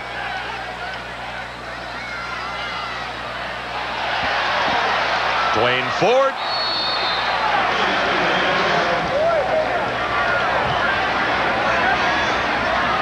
Dwayne Ford's been on a few teams in the Canadian Football League. Started in Calgary. Had some great years with the Stampeders, too. Certainly has. Moved to Winnipeg, went to Toronto, back to Calgary, and now in Hamilton. One of those guys, the unsung guys in the lineup. You know, he doesn't get the ball a whole lot. His career average is about 3 yards, but they're all hard yards for a fullback. What I mean by that, it's usually down the goal line, we're getting hit by 4 or 5 people, and he's a great blocker. And he is a true fullback. No question. Osbaldiston missed one earlier. He's got this one. And Ozzie continues to roll along. So do the Hamilton Tiger Cats. An impressive opening night debut with a lead of 24-9 on the Lions. It's Wendy's CFL Live from Iberwin in Hamilton. Great night to watch a football game. A little steamy for the BC Lions. We have only 3 points to show for the 4th quarter. Ron Lancaster has to be pleased with the play of his football team on both sides of the ball. Maybe more importantly on defense because they're so young. Damon Allen looks to the far side. Nice catch there. Yeah, it is. They rule it a catch for Brett Anderson. Ron Lancaster with 130 wins as a head coach in the CFL. 1 more tonight, and he ties his old head coach, Eagle Keys of the Saskatchewan Roughriders, for 4th place all time. Can't move up any. Well, yes, he could if he went 18-0. Yeah. 18-0, he could move right up. Damon Allen looking deeper again, and they'll get another first down with a completion on the far side. See Brett Anderson with that catch on the last play. Brett Anderson in the game for Alfred Jackson. It's limited playing time, but he is in his 6th year, and that's Derek Branch making that last catch. He's a newcomer. Second catch for Branch tonight.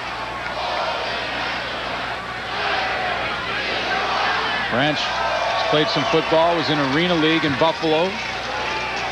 Alfred Jackson with the ice pack. And that's a huge ice pack. Well, that doesn't look good.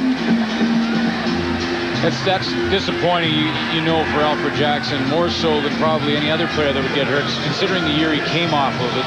You have to battle your way back from an injury. Right when you get set and you think your mind's right and you're ready to go again, something like this happens. It's going to be tough for Alfred Jackson. Looks like they went to the corner store, got one of those 20-pound bags and just taped it on his shoulder. Well, at that point, and a separated shoulder injuries are awfully painful, and you just want to numb it. You want to have that ice on there so you can't feel a thing.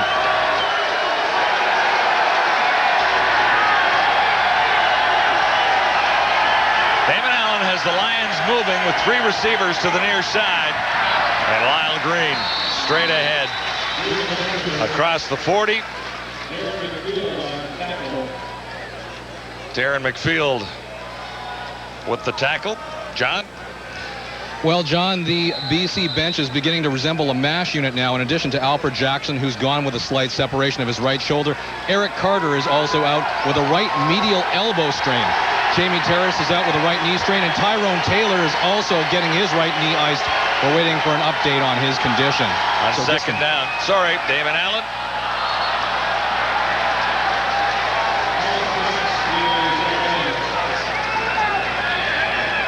The ice machine will be busy in the visitors' locker room, no question about it. That's Eric Carter, and then you take out another weapon out of the offense, Tyrone Taylor, then Alfred Jackson, the weapon in the offense, and Damon Allen's, the bullets in Damon Allen's gun are falling out. Missed on the last toss, so it's 3rd down. They're going to go. Got to now. 24-9. Ticats on top. Under 10 minutes to play in the final quarter at Ivor Wynn in Hamilton. Allen looks to escape. On his own. Got it away. Completes. Simon is down inside the 10-yard line to about the 7. His second catch of the night. So Jeroy Simon makes a play. Tim Cheatwood finally made the tackle. Well, Tim Cheatwood has not tried to chase down the legend that is Damon Allen, and what he can do with his legs is he just steps up and he thinks, see, I've got him once, I've got him twice. I had him both times. Where did he go? He is so smooth and he can still get it done. And you mentioned when things are going wrong for the BC Lions in the past, it's been Damon Allen that's had to take things into his own hands, and he did on that play. So he got away from Cheatwood, and Allen as the Lions set up. Just about got the touchdown toss throw to Simon there. And Allen ended up on the turf.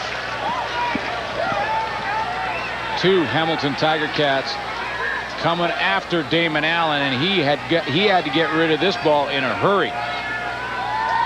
Shelling from the right side's coming off the edge, and it's a sandwich at Allen. And all he's hoping is that Jeroy Simon will recognize the blitz as quickly as he did and turn his head and look back. Deepest penetration of the evening for the Lions. Their second and goal to go. At the Tiger Cat 6. Allen looks to the corner. Can't hook up with a receiver down there. Derek Branch is incensed about the coverage of Brandon Hamilton. Yeah, they tried the throw behind out there to Derek Branch, and Brandon Hamilton just wouldn't let him come back. Of course, Damon Allen in 3-down football territory now. He's just got to keep gambling until he gets back in this game. 24-9, Ticats are on top, deservedly so. But this has been a pretty nice drive for the Lions. Number 1 draft pick Jason Claremont has been very quiet tonight. 3rd down. Goal to go, Ticat 6, pump fake. Here's Allen. There's Cheatwood running him down, and Allen is forced out. Couldn't make a play. Tim Cheatwood got the better of Damon Allen after Allen escaped from him the last time. Now Damon Allen is containing his frustration very well on that sideline, because here comes Cheatwood. Damon Allen has time. He has time. He has time, and nobody is open.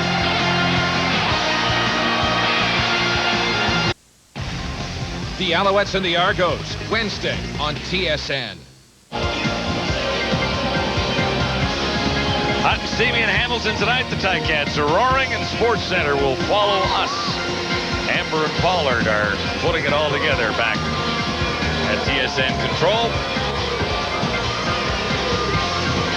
Ticat cheerleaders are in mid-season form, just like the football team. Is there a soccer game coming up that they may be talking about? I think there might be a little World Cup preview. On Sports Center tonight, 1 game to go for all the marbles tomorrow. Brazil and Germany, isn't it? It is that. Oh, that could have been the opportunity that the Lions needed. An interception opportunity was right there. This is what happens when you harass the quarterback. That was the first time, I think, in this game that Danny McManus had a little pressure to deal with, and Alex Wallace almost took that one to the bank. All he had to do was catch it.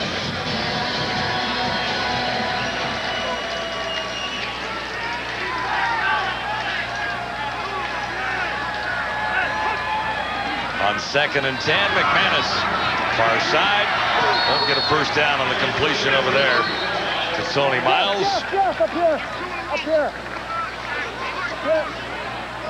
Up down, Joe.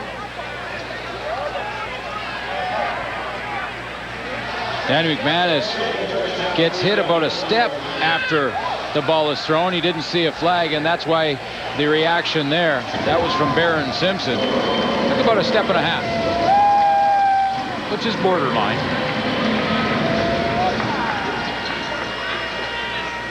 Tiger Cat offensive line through the last 2 or 3 years has really done an outstanding job of protecting the quarterback. Well, last year they led the league in sacks given up when it came to Danny McManus, but usually a Danny McManus team, that happens because he gets rid of that ball so quickly. Balderson sails this one deep. Geroy Simon had to take it over his shoulder. He's lucky to get it back as he lost it there. Everything has gone well for the Tiger Cats tonight. A 68-yard punt there. And the owner, George Grant, has just bought a round of hot dogs for us up here, so he's a happy guy tonight. Thank you, George. Thank you, George. Well, that ball was sailing. That was a huge punt from Paul Balderson, and Geroy Simon had to track it down like a center fielder with the over-the-shoulder catch and can't hang on, and very nearly lost it to Freeman.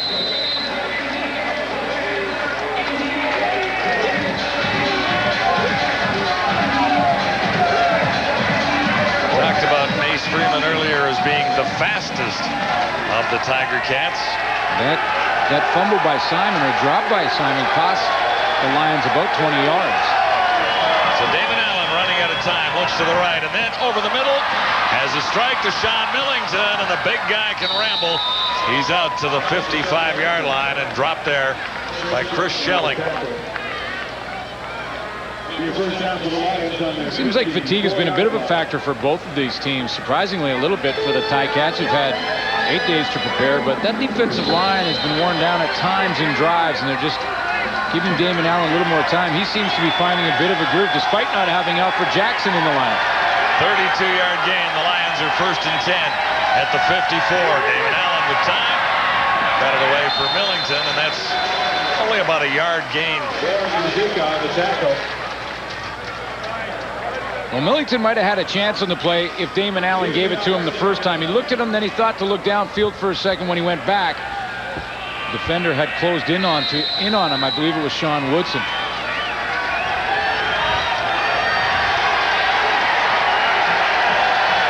Followed a 2-yard pickup, and it's 2nd and 8. Damon Allen finds Millington. Millington finds the first down. Great extra effort by Sean Millington as he's inside the 45. Talk about Tim Cheatwood, the newcomer, who is in there replacing Joe Mumford. He's been going one-on-one with Corey Mantika up there. It's been quite a matchup, and Tim Cheatwood has had his moments when he's been in the backfield harassing Damon Allen. Doesn't have a sack. He's playing against one of the best for the Lions. Allen had a little difficulty with the snap, but not with the run. Here's Allen again. Hard to believe he's 38 and 39 next month. Well, he's got to work against the Ticats defense and the clock now, which is down to 4:02. One score doesn't get it done, so Damon Allen understands the urgency here.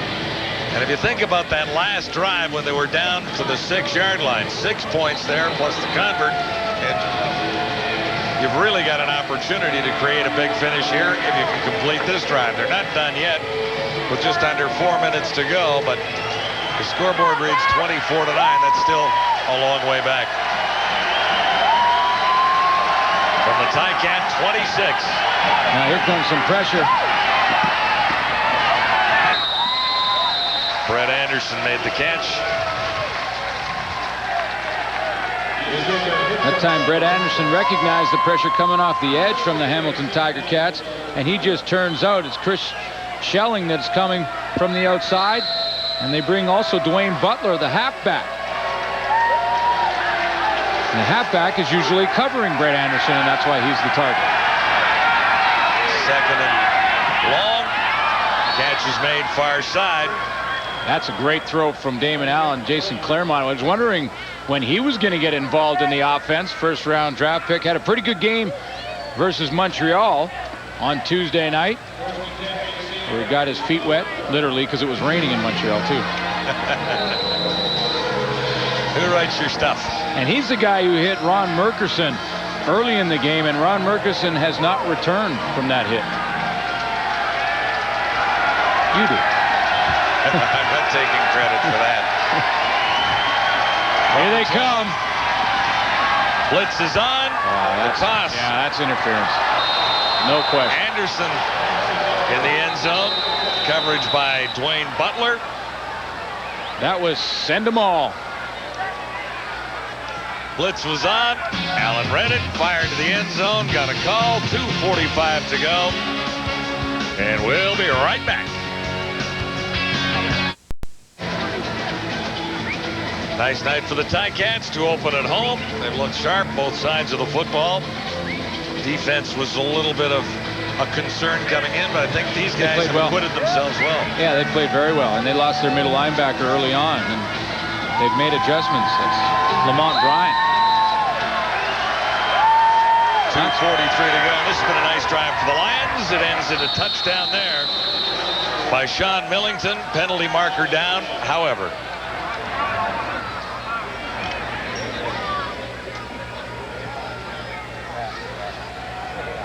Outside, Hamilton, number 49, decline. So the touchdown is good. And the Lions finally get to the Hamilton end zone. Well, now, John, you look at it. With 2:38 left, will Steve Bratto try an onside kick here? They get the single point, or do they go for two? It's 24-15 right now, which is a 9-point game. You go for two, it's a 7-point game. Damon Allen is staying in there, so that would indicate a 2-point convert attempt. Sooner or later, you got to get two, because if they go for the single here, now it's an 8-point single really game. Doesn't do you any good. Right, now it's an 8-point game. You're going to have to get two after the second major anyway, so why not go for the two now? Go for the two now. And that's what the BC Lions will do at 24-15. Trying to make this a 7-point game. Bad snap. Allen got a lucky bounce and had to fire it right through the end zone. Well, Derek Branch broke off his pattern because he saw the ball go over Damon Allen's head.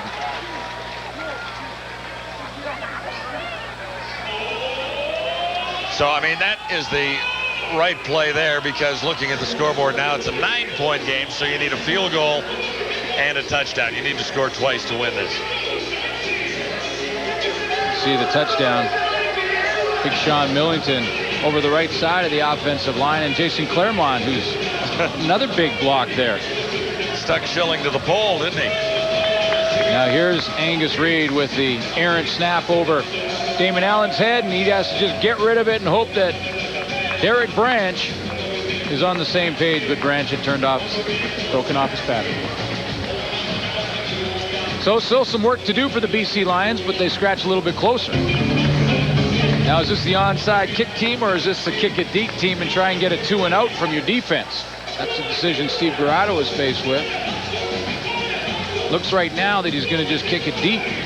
The personnel he's got in there. Well, no, maybe not. I see a couple of receivers now, so it looks like he may go with the onside kick. Kick it deep, kick it short. No, this is the onside kick. He's got more receivers in there. Derek Branch is out here to the outside, right out here to the left of your screen. Maybe a little deep. The hands team is in. They've got a hand on the ball. Still squirted loose, and it looks like they're saying BC might have touched it. No, hang on.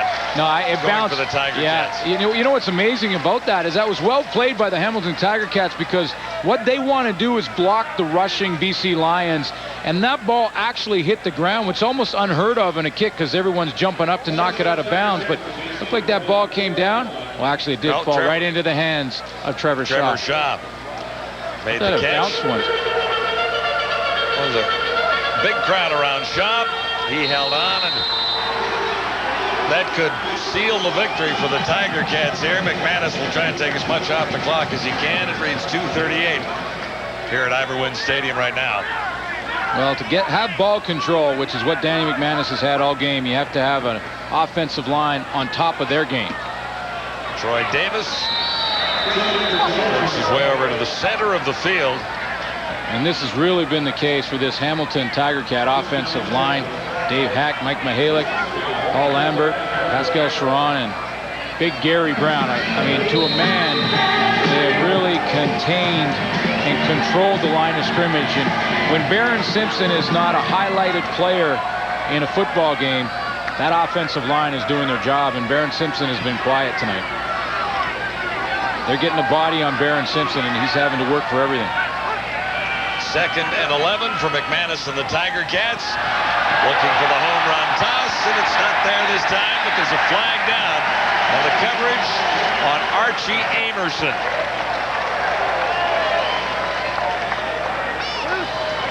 I'm going to show you one more time what I talk about when I'm talking about Barron Simpson and that offensive line. Forward pass interference. BC number 31. First down. Big Barron Simpson is right here, and he's going to just come up into the middle, and watch how he is controlled at the line of scrimmage. This guy was the Rookie of the Year last year. Paul Lambert just stops him in his tracks, allows Danny McManus plenty of time, create the penalty. Archie Amerson was behind the coverage, and now they're down, knocking on the door one more time.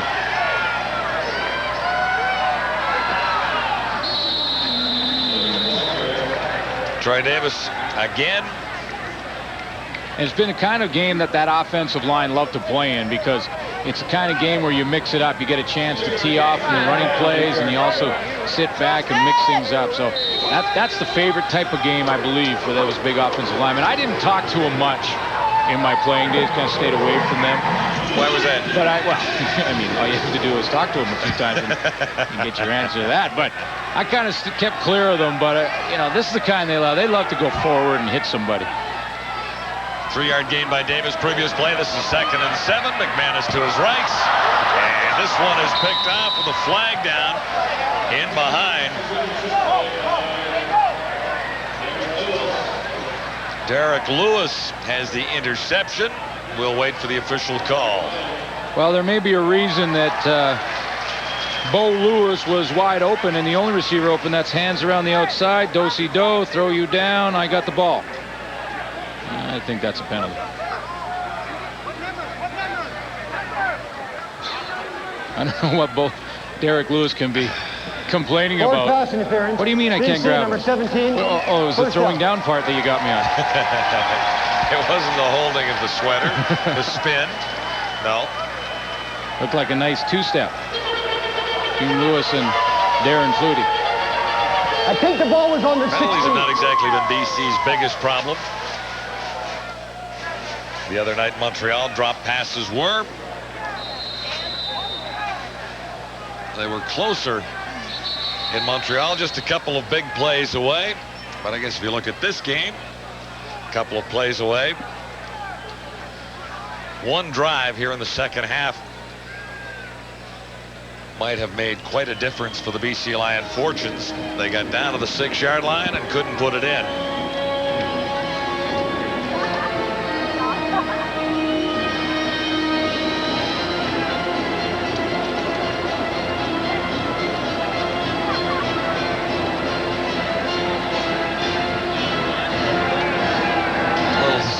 Between receiver and the defensive back. Which part do you think they got me on? When I grabbed you, when I hugged you, when I threw you on the ground? What do you think? 51 yards, by the way, for Darren Flutie, who really needs to average around 81, 82 yards a game to pass Alan Pitts.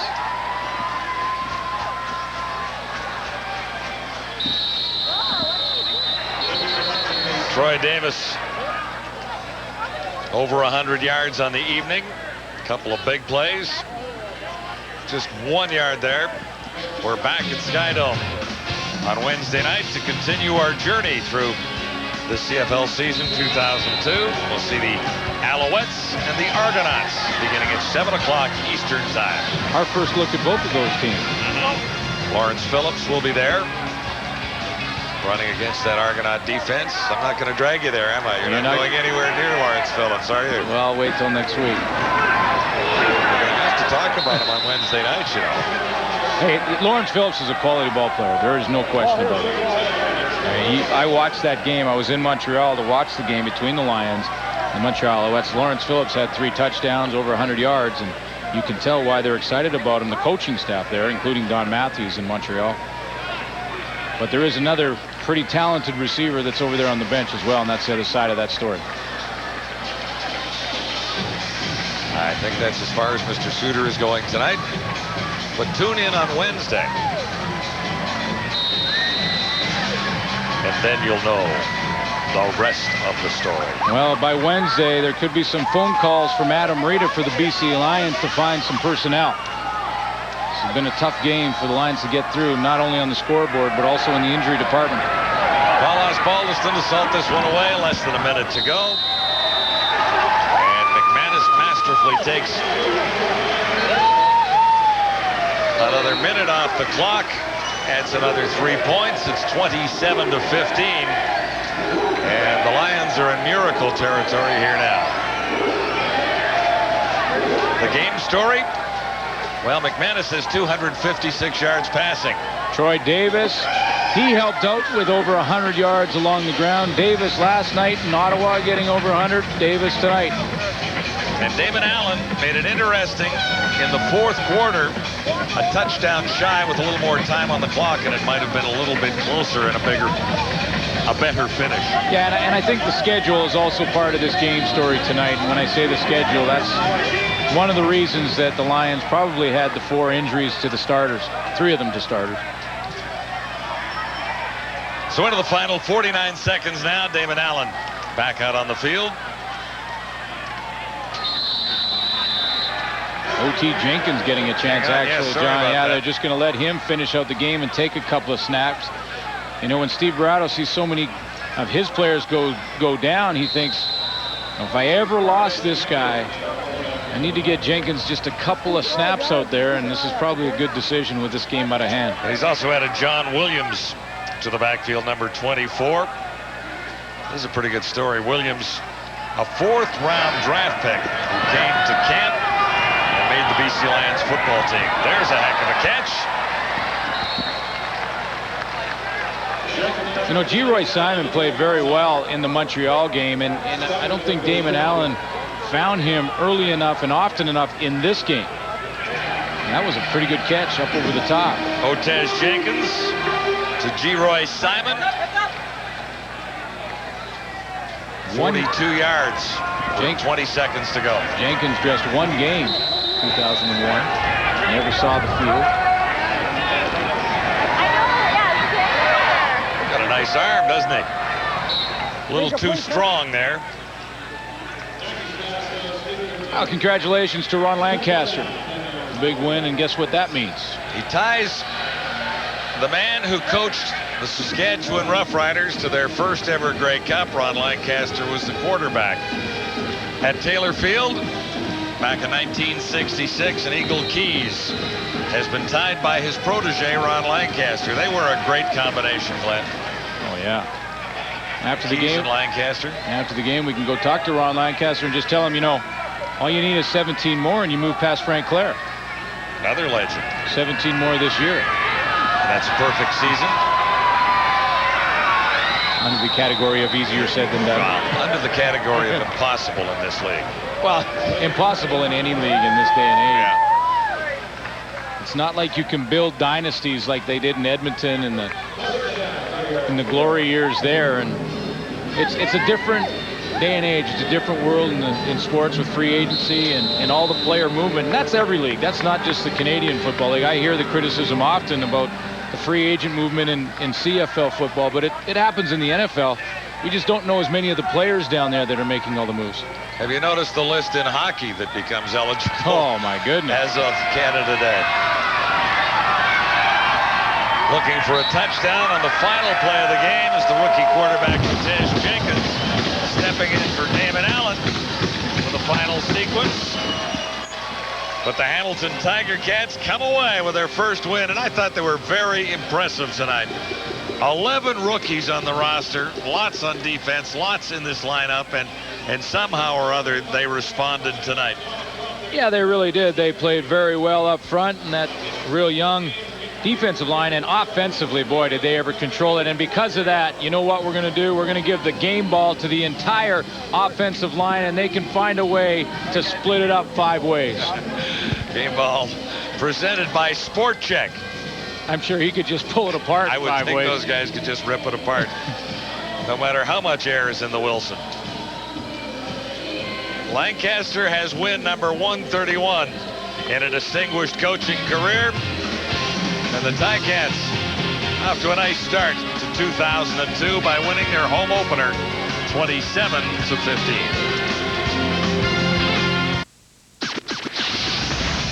Time now for the TSN Turning Point. It's brought to you by Super 8. Well, we go to the quarterback with the quickest release in the game, and maybe not the fastest guy, but he gets there. It was the second quarter, made the score 15-3. That's our turning point. Danny McManus, the touchdown. And a cash donation will be made to the Coaching Association of Canada for the training and development of Canadian coaches in amateur sport on behalf of TSN and Super 8s. Clean and friendly Super 8s. All the room you need. Ticats win their home opener. Danny McManus, one of the stars of the show.